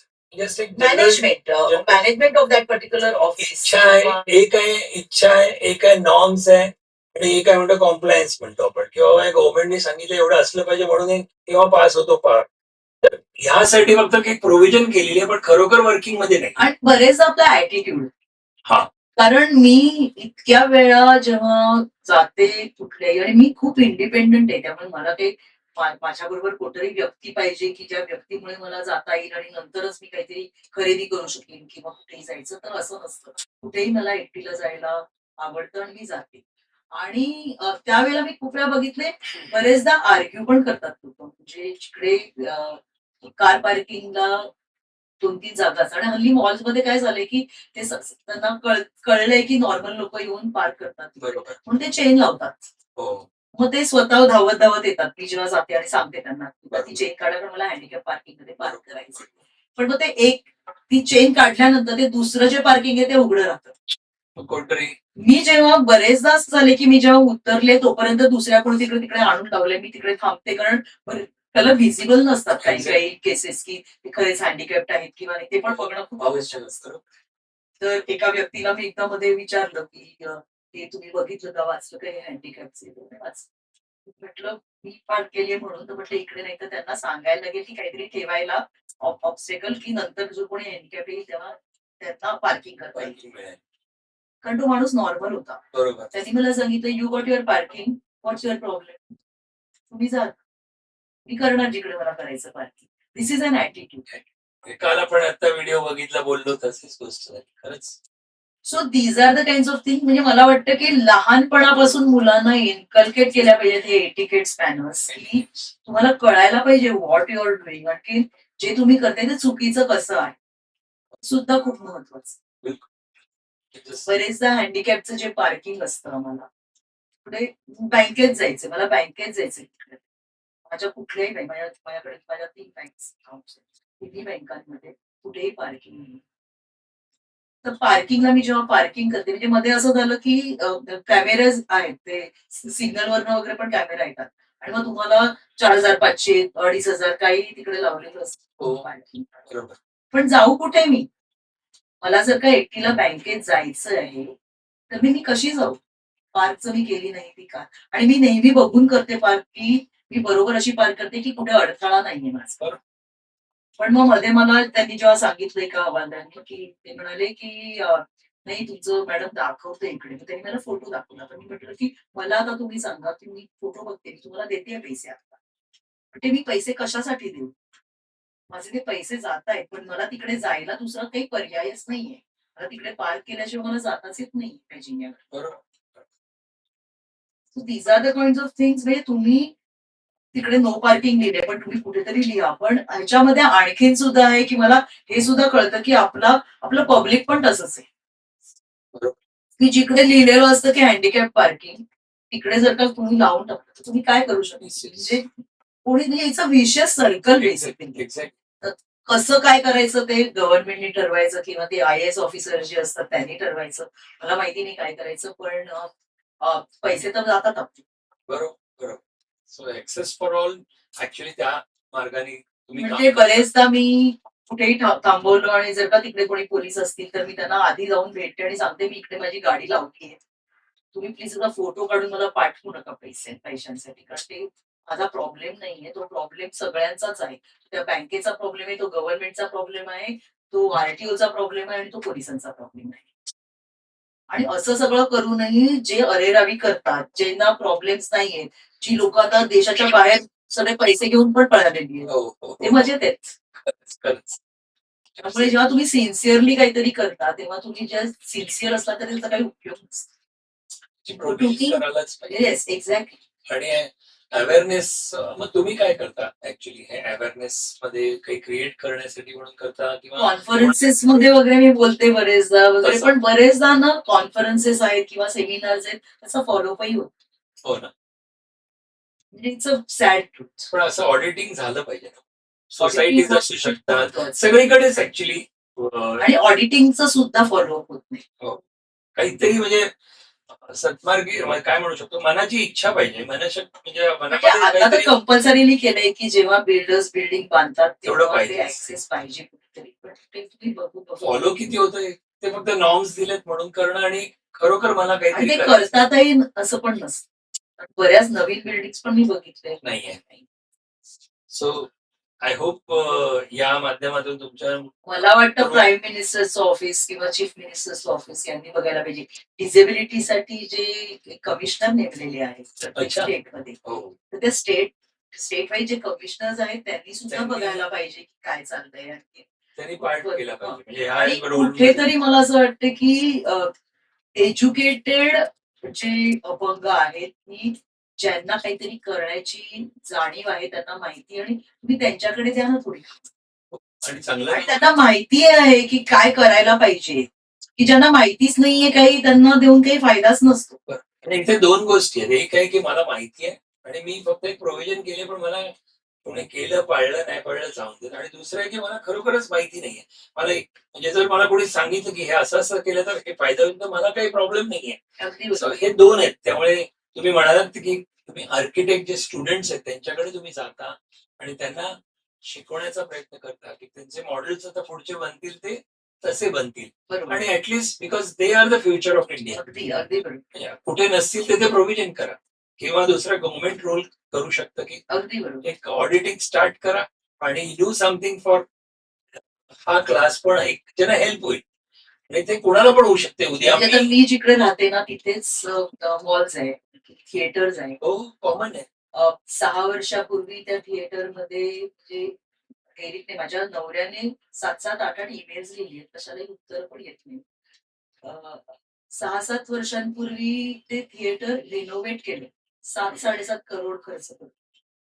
सगळं अंडर द कार्पेट. हम्म. म्हणजे अजूनही मी जर का आतमध्ये गेले तर 25 पायऱ्या चालायला लागतात मला आतमध्ये. प्रत्येक सिनेमा हो. आतमध्ये. आणि मग मॅनेजरला म्हटलं तर मॅनेजर सांगतात की तुम्ही काही काळजी करू नका, 2 माणसं आहेत, ते तुम्हाला उचलून हे करतील. ऑड वाटतं पण आणि का ऑड कशाला? मी independent म्हणजे dignified life. I should give dignity to every human being. तिथे काहीतरी तुमचे जे सोल्युशन आहे ते काहीतरी आलं ती पाहिजे 2 माणसं मला कशाला कशाला उचलायला? एक्झॅक्टली तिथे काय होऊ शकतं म्हणजे मला माहित नाही म्हणून तिकडे तुम्हाला नाही आहे जुहूला म्हणजे अशा- PVR जुहूला जे आहे ना तिकडे त्यांनी त्या जिन्याला एक व्हीलचेअर लावली आहे आणि ती त्या जिन्याच्या ह्याच्यावर त्या रेलिंग वरनं जाते वरती. पण PVR हे पण PVRच आहे उभे मॉलच्या इकडे कोरेगावला. त्यांनी ते केलं नाहीये. त्यांनी केलं पाहिजे. सगळं एवढं करून तुम्ही बाकी सगळं छान खूप छान केलंय. खूप छान मग ह्या काही गोष्टी आहेत त्या तुम्ही केल्याच नाहीयेत. काय उपयोग? सिनियर सिटीजन आणि तिकडे लावलेले पण आहेत काही काही ठिकाणी केलं. व्हीलचेअरचे की व्हीलचेअर ऍक्सेसिबल. द्या पीव्हीआर ला मेसेज द्या सरळ पीव्हीआर एक नाव घेतलं हा. सगळ्यांसाठी कुठल्याही theater काही कंप्लेंट नाही पण तुम्ही केलं तर इट इज गुड कुठल्याही थिएटरसाठी म्हणजे नाटकांसाठी जर तुम्ही जात असलात तर जर का तुम्ही शिवाजी पार्कला शिवाजी मंदिर जे आहे हो त्यांनी आताच रिनोव्हेट केलंय हल्ली. तर तुम्ही जर का लिफ्ट मध्ये जायचं असेल तर त्याला तुम्हाला कोणातरी लिफ्ट मध्ये जाण्यासाठी एक पायरी आहे. तिकडे कोणातरी उचलून म्हणजे माझ्या भावाने मला उचलून उभं केलं होतं तिकडे आणि नंतर मी तिकडे लिफ्ट मध्ये आतमध्ये गेले. या छोट्या गोष्टी या ज्या छोट्या छोट्या गोष्टी आहेत पण दीज आर द थिंग. आपल्याकडे आणखीन एक असं आहे की जोपर्यंत आपल्या घरात काही येत नाही ना अगदी तोपर्यंत कोणी त्याच्यावरती सिरियसली विचारच करत नाही. You're right, you're right. आशा करूया की या पॉडकास्ट थ्रू आणि तुमच्या थ्रू ऐकल्यावर नंतर काहीतरी प्रकाश पडेल आणि थोडासा चेंज होईल काहीतरी जे ऐकणारे आहेत ते थोडा बदल आणला तरी चालेल आणि थोडा बदल कॅन मेक अ डिफरन्स. अगदी बरोबर. दुसरं अडॅप्टेबिलिटी वरती तुम्ही काहीतरी सांगत होता adaptive clothing. Adaptive clothing inclusive clothing आणि मला अडॅप्टिव्ह. म्हणजे ती गोष्ट आपण काल बोललो म्हणून खास हा बोलायचं की आजकाल असं होतं की तुम्ही सांगितल्याप्रमाणे की कोणी कोणाचं टेम्पररी डिसेबलमेंट मी चालता चालता पडलो त्याच्यानंतर मला माझा हात फ्रॅक्चर झाला पाय फ्रॅक्चर झाला त्याच्यानंतर मी जे क्लोथ घालतो कदाचित ते 2 महिन्यासाठी असेल महिन्यासाठी असेल 3 महिन्यासाठी we don't know about that काही परमनंट असेल कोणी पण त्यावेळेला तुम्ही म्हटल्याप्रमाणे लोक काय करतात आपले कपडे फाडतात आणि ते आपल्याला पाहिजे तसं ऍडजस्ट करतात इन्स्टेड ऑफ आणि ते ऍडजस्ट केल्यानंतर घरीच बसतात कारण त्यांना बाहेर जायला लाज वाटते की आता जाणार कसं. असं हे तुम्ही मला सांगितलं तो पॉईंट मला खूप आवडला तर तुम्ही त्याच्यावरती डिझायनिंग करून छान पण दिसू शकतात सो प्लीज आपल्या प्रेक्षकांसाठी सांगा. फॅशन इंडस्ट्रीमध्ये असल्यामुळे आणि कन्सल्टंट असल्यामुळे आणि सगळ्यात लहानपणापासून मी स्वतःचे कपडे घालते. मला नेहमी टापटीप कपडे घालून एकदम चांगलं राहायला फार आवडायचं. आणि माझ्या आईने त्याच्यात खूप छान इंटरेस्ट घेतला की मला माहिती होतं की मला जेव्हा पॅलिपर घालायचं तेव्हा मला पॅन्ट घालायला खूप प्रॉब्लेम व्हायचा. मग ते काय करायला लागेल, वेलक्रो लावायला लागेल का, कशी बटणं लावून काय करायला लागेल, या सगळ्या गोष्टी ती स्वतःहून शिवून मला द्यायची. त्यामुळे ते मला माहिती होतं. तर ह्या गोष्टीचं माझ्यावरती कुठेतरी एक हे होतं की आपल्याला अडॅप्टिव्ह क्लोदिंग मध्ये मी जेव्हा फॅशन इंडस्ट्रीमध्ये आले आणि जेव्हा मी सिलेबस सुरू केली तयार करायला फॅशन कॉलेजेससाठी तेव्हा मला हे खूप महत्वाचं वाटत होतं की मुलांना शिकवणं कारण जे पुढे फॅशन डिझायनर होणार आहे त्यांना हे खूप महत्वाचं आहे की तुमच्याकडे कुठलाही क्लायंट आला तरी तुम्हाला त्यांची सायकोलॉजी त्यांची फिजिकॅलिटी माहिती पाहिजे तरच तुम्ही त्यांना डिझाईन करून ते घालू शकणार. आणि कोणतरी असे असतीलच ना आपण की ज्यांना खूप छान चांगलं सजून नटून नटून जायचंही आहे. पण असं कोणीच नाही आता तर युरोपमध्ये आणि अमेरिकेमध्ये ना म्हणजे मार्क्स अँड स्पेन्सर किंवा नायके यांनी त्यांचे जे शूज बनतात त्याच्यासाठी सुद्धा त्यांनी अडॅप्टिव्ह डिझाईन केली आहे. मार्क्स अँड स्पेन्सरनी केली आहेत. भारतामध्ये अजून तेवढं आलं नाहीये आणि डिझायनर्स आहेत जसं निवेदिता साबू आहे पुणे आणखी मुंबईमध्ये तिचं फॅशन हाऊस आहे किंवा वरिजा बजाज म्हणून न्यू दिल्लीला असतात. तर त्या खूप काम करायला लागल्या आहेत आता याच्यावरती. पण मी सध्या काय केलं की 2019 मध्ये आम्ही एक फॅशन शो केला होता एकांश ट्रस्ट सर्वे, एकांश मगाशीच बोलले ते अनिता अय्यर म्हणून आहे पुण्याच्या, तर त्यांचा एकांश अय्यर अय्यर तर त्यांचा एक एनजीओ आहे जो अपंगांसाठी काम करतो आणि त्या खूप काम करतात अपंगांसाठी आणि सगळं काम त्या फ्री करतात. ओके. आणि त्यांनी जेव्हा मला सांगितलं की आपण काहीतरी करूया की तू जे कपडे घालते ते बघून मला नेहमी असं इन्स्पायर व्हायला होतं की कसं करता येईल आपल्याला आणि म्हटलं आपण एक फॅशन शो करू. आणि मग आम्ही एक जवळजवळ 50च्या वर फॅशन इन्स्टिट्यूट्सनी नॅशनल लेवलला आम्ही एक कॉम्पिटिशन घेतली.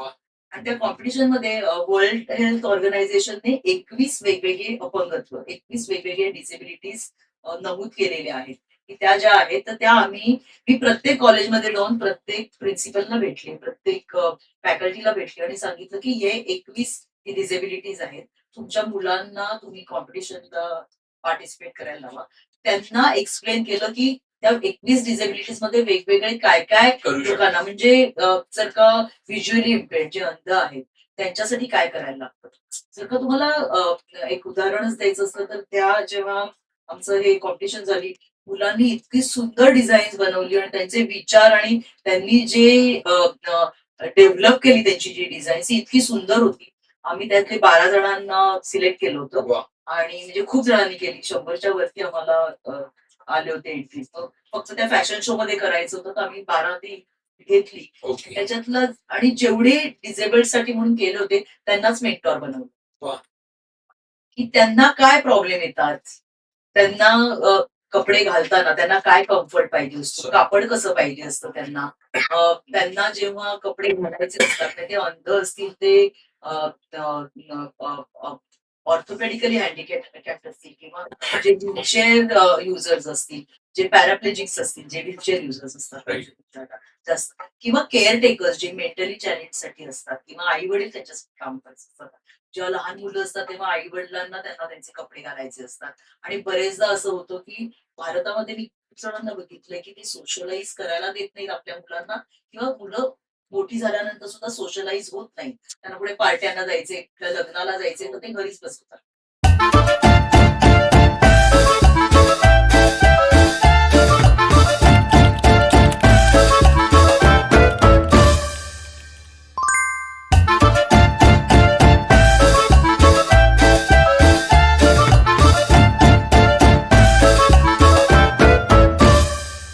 त्याच्याकडे ते कपडे नाही आहेत कसे घालायला.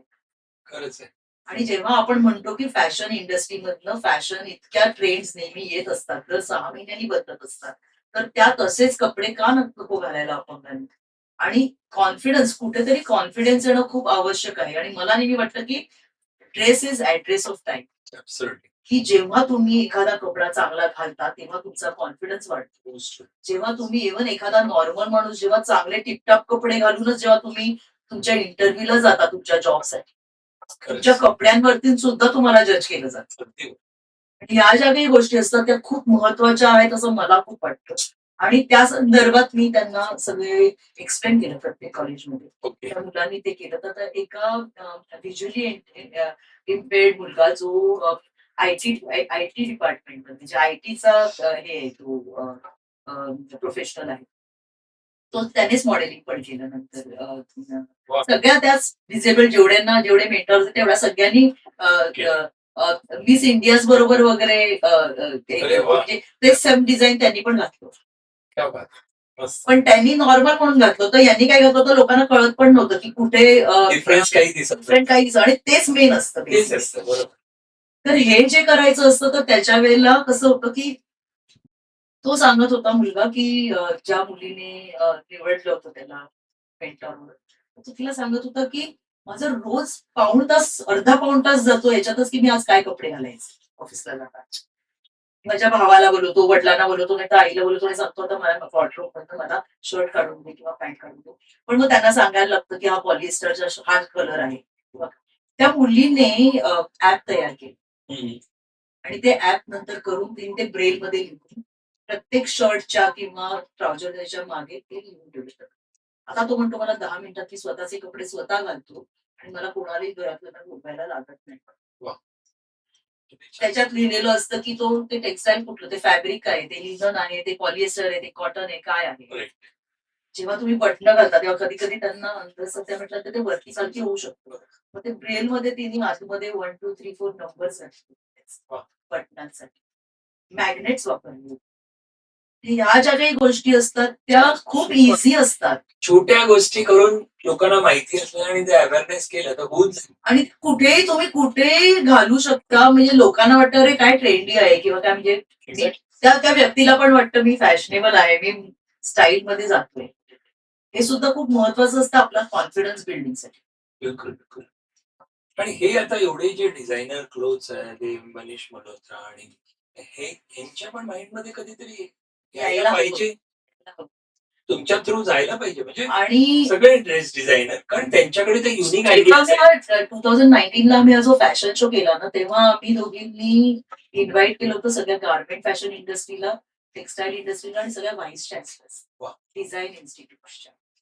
ज्यावेळी कळले आणि त्याच्यामुळे काही काही जण म्हणजे सोफाया कॉलेज आहे, रचना संसद आहे, काही काही कॉलेजेस अशी आहेत की त्यांनी ते इन्कल्केट केले त्यांच्या सिलेबस व्हेरी नाईस. की आणि ते दरवर्षी ग्रॅज्युएटिंग शो होतात तेव्हा त्यांचं एक कलेक्शन असतं ते फक्त हँडिकॅपच्या लोकांसाठी म्हणूनच केलेलं असतं. आणि त्या मुलांना कळतं की काय केलं पाहिजे, कसं केलं पाहिजे.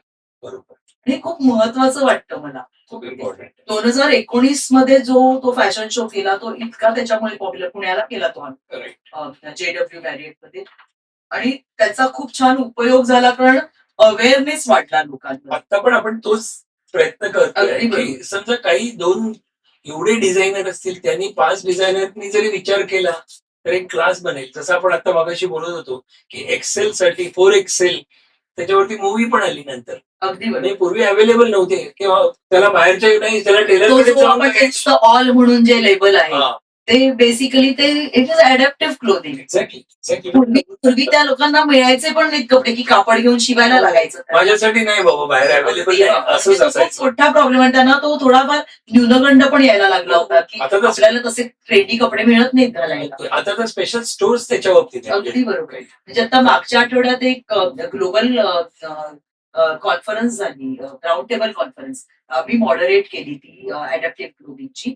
आणि त्याच्यामध्ये आम्ही वेगवेगळ्या गव्हर्नमेंट ऑफिशियल्सना पण बोलवलं होतं, काही एनजीओज येत होत्या तिकडे आणि काही अशा लोकांना पण बोलवलं होतं की ज्यांना काय प्रॉब्लेम येतात बरोबर. त्यांना सुद्धा बोलवलं होतं. आणि मग तेव्हा आमचं असं ठरलं की आपल्या भारतामध्ये प्रत्येक वेगवेगळ्या कॉर्नर मध्ये सुद्धा वेगवेगळे टेलर्स आहेत. टेलर्स पर्यंत जाण्यासाठी म्हणून आम्ही आता सध्या एकांश ट्रस्ट करतोय एक एनजीओ. तुम्हाला हवं तर नंतर तुम्ही हा आपल्या ऑडियन्ससाठी म्हणून देऊ शकाल तुम्ही एक ऍड्रेस किंवा त्यांचं ईमेल आयडी की जिकडे ते लोक जाऊ शकतील. की आम्ही फ्री तो कॅटलॉग देणार आहोत. किंवा ज्यांना कोणाला वाटत असेल की ज्या डिझायनर्स जर का कोणी बघत असतील की ज्यांना वाटत असेल की आम्हाला याच्यामध्ये भाग घ्यायचा आहे आणि आम्हाला तुम्हाला मदत करायची आहे की वेगवेगळे पॅटर्न्स कसे तयार करता येतील त्या प्रत्येक वेगवेगळ्या डिसेबिलिटीसाठी, तर ते सुद्धा आपण करू शकू. कारण त्याच्यामध्ये आम्ही म्हणतोय की कॅटलॉग तयार करायचे की ज्याच्यामध्ये पॅटर्न मेकिंग येईल प्रत्येक वेगवेगळ्या डिसेबिलिटीज. हो, ग्रेट, मस्त. म्हणजे त्या व्यक्तीला, जी अपंग व्यक्ती आहे घरी, त्यांना 10 किलोमीटर कुठेतरी जायला नको दुसऱ्या आजूबाजूलाच कुठेतरी कुठेतरी एखादा छोटा टेलर असला तर त्याच्याकडे तो कॅटलॉग घेऊन जायचं, सांगायचं की हा पॅटर्न आहे, मी माझं कापड आहे, मला शिव. मस्त. गावागावात सुद्धा होऊ शकतं बेसिकली. आपण आपल्या या पॉडकास्टच्या इथे पण लिंक देऊ शकतो ना हो, त्याची? देऊ शकतो. मी तुम्हाला ती लिंक देते. लिंक देतो म्हणजे सगळे टेलर्स, सॉरी टेलर्स म्हणणं चुकीचं आहे का मला माहित नाही, पण जे टेलर्स असतील किंवा ड्रेस डिझायनर असतील, जे कोणी स्मॉल, मीडियम, बिग, तर तुम्हाला जर पाहिजे असेल तुम्ही डायरेक्टली ते approach अगदी करा. पण आपल्या या एकाच इथे मध्ये ऑलरेडी काही गार्मेंट्स ऑलरेडी दिलेली आहेत त्यांनी. दिलेली आहे. तर तुम्हाला जर आणखी माहिती असेल तर आम्ही जरूर लिंक इथे देऊ आणि Thank you. तुम्ही कॉन्टॅक्ट करून जरूर स्प्रेड दिस अवेअरनेस अगदी आणि बरोबर. कुणाला मदत पण होऊ शकेल. आणि it is free of cost. Exactly. Free of cost हे सगळ्यात महत्वाचं. कारण लोकांना वाटतं त्याची कॉस्ट किती आणि मग म्हणजे त्याच्या मी त्या दिवशी जेव्हा मॉडरेट केलं तेव्हा मी काही लिहून ठेवलं होतं तर मी ते जरा वाचून वाचा ना, दाखवतो. वाचा. Adaptive clothing promotes true independence. Features like magnetic closures, Velcro, and pull-on looks allow individuals to dress themselves. This reduces reliance on caregivers and boosts self-esteem. Garments with discrete snaps and zippers at key seams allow healthcare providers to access ports, cars, or lines without requiring patients to fully undress. It also improves comfort and safety. Sensory friendly fabrics, flat seams and tagless labels prevent skin irritation. बरेचदा मी skin irritation एवढ्या म्हणजे mentally challenge जे मुलं असतात त्यांना असं खूप काहीतरी चढीचं असलेलं टोचलेलं असतं की ते सगळं त्याचं काढतात आणि मग ते बटणं सगळी तुटतात ते सगळं काढून फेकून देतात. तर त्याच्यासाठी आपण काय करू शकतो basically design on wheelchair users prevent fabric punching and pressure source. It also drives social inclusion. Fashion is a form of self-expression. Adaptive clothing ensures that people with disabilities can wear stylish, modern clothes that fit well, helping them feel included in social and professional spaces. Very very nice. Podcast आपण एंडिंगला आलेलो आहोत. तुम्ही मगाशी एक काहीतरी बोललात आपण behind the scenes मध्ये मेरे अपनेच्या बाबतीत तुम्हाला काहीतरी सांगायचं होतं. ते काय होत काय आहे नक्की सांगा. मी छोटी असताना म्हणजे मी तिसरीत असताना तो एक एवढ्यासाठी किस्सा सांगायचा बेसिकली की मी जिकडे राहायची तिकडे आमच्या शेजारी एक शोभा करपिंदे म्हणून होत्या त्या आजेली हॉस्पिटलमध्ये काम करायच्या ओके आणि त्यांनी आईला सांगितलं की अ, गुलजारजी त्यांचं त्यांचं डिरेक्टोरियल डेब्यू मेरे अपने हो ते मूवीच्या बाबतीत हा, सांगताय हा. तुम्ही. हो ग्रेट. तर ते 3 महिने हाजेली हॉस्पिटलमध्ये पोलिओ पेशंट्सना बघायला जाते की त्यांना एक मुलगी पाहिजे होती छोटी पोलिओ झालेली त्या फील्डमध्ये काम करायला आणि 3 महिन्यात त्यांना मिळाली नाही कारण त्याचं मेन कारण असं होतं की बहुतेक जे पोलिओ पेशंट असतात ते मला आई रोज घेऊन जायची एक्सरसाइजेसला वेगवेगळ्या गोष्टी स्विमिंग वगैरे सगळं त्याच्यामुळे मी खूप बारीक होते पण बहुतेक जण स्थूल असतात खूप स्थूल होतात आणि मग त्यांना ऍक्टिव्ह नसतात आणि त्यांना जेव्हा हाजिरीमध्ये तेव्हा 3 महिने जातो ते म्हणे की मला कोणी मिळतच नाहीये मला ज्या रोलसाठी पाहिजे तर तेव्हा शोभा कालविंदेंनी आईला माझ्या शेजारीच राहायच्या आणि त्यांनी सांगितलं की मला तर वाटतं गीता एकदम परफेक्ट गीता एकदम बारीक आहे आणि तर मी तिला घेऊन जाऊ का एकदा त्यांना भेटायला आई म्हणाली की केव्हा आहे ते सुट्टीत कारण हॉस्पिटल आणि सगळं एकच सगळं खूप असतात गोष्टी पण तिने असं इन्सिस्ट केलं आणि ती मला घेऊन गेली एकदा तिच्याबरोबर हॉस्पिटलमध्ये आणि गुलजारची तिकडे आली होती त्यांनी मला बघितलं क्षणीच म्हणजे मी आता सगळ्यांना मजा म्हणून सांगते पण खरंच I am sure it is serious की सिरियसलीच असणार आहे की मी भिकारी दिसायची म्हणूनच त्यांनी मला घेतलं त्या बोलता कारण त्यांना असं बारीक कोणतरी अगदी हाडकुळी अशी मुलगी पाहिजे होती आणि त्यांनी लगेच बघताना सांगितलं हीच मुलगी मग आईनी त्यांना सांगितलं शोभाला की सुट्टीमध्ये वगैरे असेल तेव्हा तरी तर बघूया. 1 महिन्याची सुट्टी की जेव्हा हॉस्पिटल आणि ते रात्री घ्यायचे माझं शूटिंग जवळजवळ 1.5 महिना झालं ते शूटिंग म्हणजे विनोद खन्नाचा पहिला हिरो म्हणून फिल्म मीना कुमारीजी होत्या त्याच्यामध्ये शत्रुघ्न सिन्हाचा पहिला विलनचा डॅनी डेन्झोनचा पहिला मूवी मला खूप माझे खूप लाड झाले तिकडे आणि खूप छान फिल्म म्हणजे मला असं कधी वाटतं की मेरे अपने मी आता पण दाखवतात बरेचदा वरती आणि मला वाटतं की पूर्वीचं जे पॉलिटिकल सिच्युएशन होत्या त्या आणि आता अजून काही बदल झाला नाहीये त्याच्यामध्ये दिस इज अ फिल्म 1972 वाव त्याच्यामध्ये म्हणजे तुम्ही काम केलं. मी काम केलं होतं चित्रांनो ऐकलं मेरे अपने story from गीताजी. Yes yes so nice so nice so nice. आपण एंडिंगला आलेलो आहे तर ऍज अ नॉर्मल मला हे म्हणायचं आहे की आपल्या एपीएन पॉडकास्ट शोचे जेवढे ऑडियन्स आहेत त्यांच्यासाठी एक मेसेज तुमच्याकडून काही असेल तुम्हाला जे बोलायचं ते आणि आपला एपिसोड जरूर बघायला सांगा सबस्क्राईब आणि लाईक करा. तुम्ही सांगा. मगाशी पराग सरांनी म्हटलं तसंच की प्रत्येकाला वाटतं की मग मी का तर मला असं नेहमी वाटतं की मी का हा प्रश्न असूच नाही कोणाकडे की प्रत्येकाला असं मी मगाशी म्हटलं तसंच की प्रत्येकाला प्रत्येक जण एक कुठेतरी इकडे आलेला असतो जन्म घेऊन आणि आपला मृत्यू केव्हा आहे तो सुद्धा माहिती असतो आणि एक शक्ती असते त्या शक्तीमुळे माहिती असतं पण मला असं वाटतं की जेवढं आपल्याला पेलवतं तेवढंच दुःख आपल्याला मिळतं आणि हे खूप महत्वाचं आहे की जेव्हा तुम्ही तुमचं आयुष्य जगता तेव्हा तुम्ही कसं आनंदाने जगाल हे खूप महत्वाचं आहे की आनंदाने जगणं आणि जेव्हा तुम्ही म्हणता सुखी किंवा आनंद तर आनंद मला जास्त बरोबर वाटतं त्याच्यासाठी आणि सुखी नाही कारण जेव्हा तुम्ही आनंदी असता तेव्हा तुम्ही सुखी होणारच. पण तुम्ही स्वतःला मोटिवेट करणं सुद्धा खूप अवलंबून असं प्रत्येक व्यक्ती जी जन्माला येते या धर्तीवरती, मला वाटतं की प्रत्येकाकडे एक वेगळी स्टोरी असते. माझ्याकडेच ती स्टोरी आहे असं नाही. तुमच्या प्रत्येकाकडे ती स्टोरी असते आणि ती स्टोरी तुम्हाला उज्ज्वल करणं खूप महत्वाचं आहे आणि त्याच्यासाठी तुम्ही ती सक्सेस करण्यासाठी म्हणून तुमच्यामध्ये तुम्ही स्वतःला धीर देणं खूप आवश्यक आहे. क्या बात आहे. वा वा. सुंदर. खूपच छान सांगितलं तुम्ही. आणि खरीच गोष्ट आहे बघा, होप वरती दुनिया आहे. प्रत्येकामध्ये हाय लो फेजेस असतात लाईफ मधले.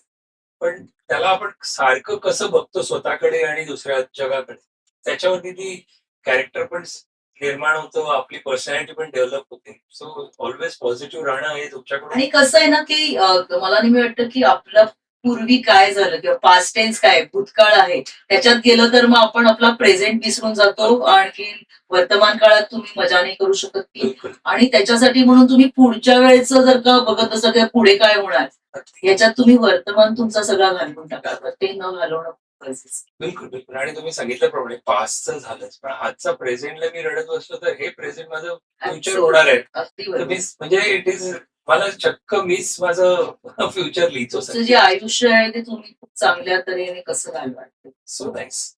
मित्रांनो, आता तुम्ही हा पॉडकास्ट पूर्णपणे पाहिला असेल, शेवटपर्यंत पहा जरूर. आणि ऐकल्यानंतर तुम्हाला किती मोटिवेशन मिळायचं हे तुम्हाला मला सांगायची गरज नाही तुम्ही पॉडकास्ट मधून. आणि हा पॉडकास्ट आणखीन चालू शकतो. खूप काही किस्से आहेत त्यांच्याकडे, हिताजींकडे. पण आपण कुठेतरी टायमाच्या अभावी आपण कुठेतरी एक कात्री मारायला लागेल टायमाच्यासाठी म्हणून. सो हा एपिसोड आपण इथेच थांबवणार आहोत. तर जरूर पुढे आपण आणखीन गीताजींना परत बोलूया आपल्या स्टुडिओमध्ये. पण तुम्हाला कसं वाटलं? मला खूप मजा वाटली. मला फक्त एवढंच वाटतंय की तुम्ही कोणी बोर नको व्हायला. बस एवढंच आहे. बाकी नाही नाही, बोर बघा, ही प्रत्येकाची स्टोरी आहे. ती काय अख्ख्या लाईफची स्टोरी तुम्ही म्हणाला 64 ची गोष्ट आपण फक्त 1-2 तासामध्ये करणं इट्स डिफिकल्ट. सगळं कव्हरच होणार नाही. प्रत्येकाचे तसंच आहे. किती किस्से असतील. पण आपण पुढच्या वेळेला डेफिनेटली काही स्पेसिफिक पॉइंट्स वरती, जसं अडॅप्टेबिलिटी, ऍक्सेसिबल, ह्याच्यावरती जरूर मला इंटरेस्ट आहे. तुम्ही म्हणजे जरूर मान देऊन या. नक्की, नक्की. मला आवडेल म्हणजे त्याच्यावरती आणखीन अवेअरनेस आमच्या एपीएन पॉडकास्ट थ्रू काय करू शकतो आपण. जर करता आलं तर नथिंग लाईक इट. 4 लोकांना जरी बेनिफिट झाला याचा तरी आय एम बी हॅपी. अगदी बरोबर. म्हणजे आपल्या चॅनलचं काम सार्थक होईल, कुठेतरी हातभार लावण्यासाठी. या पॉडकास्टच्या शूटिंगला यायला पण मला खूप छान वाटलं आणि पूर्ण तुमची टीम खूपच छान आणि खूपच मस्त वाटली. Yes yes yes. Thank you so much. आणि मित्रांनो, कुठे जाऊ नका. नेहमीसारखंच पुढच्या शुक्रवारी नवीन गेस्ट सोबत आपण जरूर भेटूया. तोपर्यंत गीताजींची रजा घेऊया. Thank you so much. Thank you very much. Thank you so much. Bye.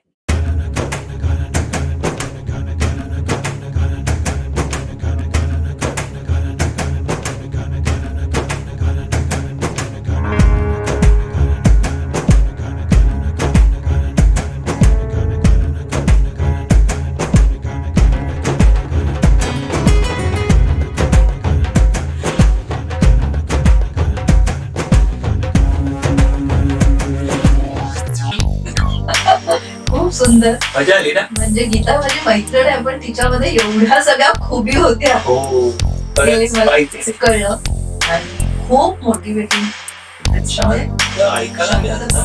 ऐकायला बरं वाटलं का? म्हणजे बरं झालं का? नाही, छान झालं कारण हा स्वानुभव आहे ना तर व्यवस्थित सांगितलं गेलं आणि खूप जणांच्या मनामध्ये त्या शंका शंका असतात त्याचं मला तर निसंत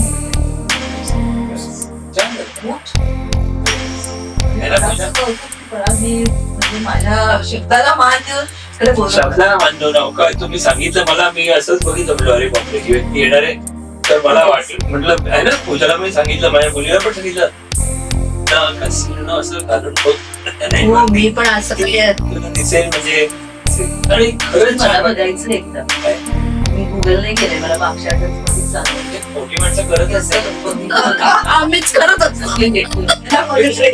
आम्ही बघत असतो. नाही, पण एकदा बघ म्हणजे मागच्या आठवड्यात स्वतःला प्लॅन करून मुलगी सांगितलं की घरी झाल्यानंतर मी बघितलं गुगल करून काय केलं पहिले फक्त नाव टाकायचं दुसरं हे सगळं येतं. आता युट्यूब मध्ये पण आपलं पण नाव नाव येईल. हो. म्हणजे आम्ही तुमच्या बरोबर. अरे वा. नाही तुमचं नाव असणारच आहे.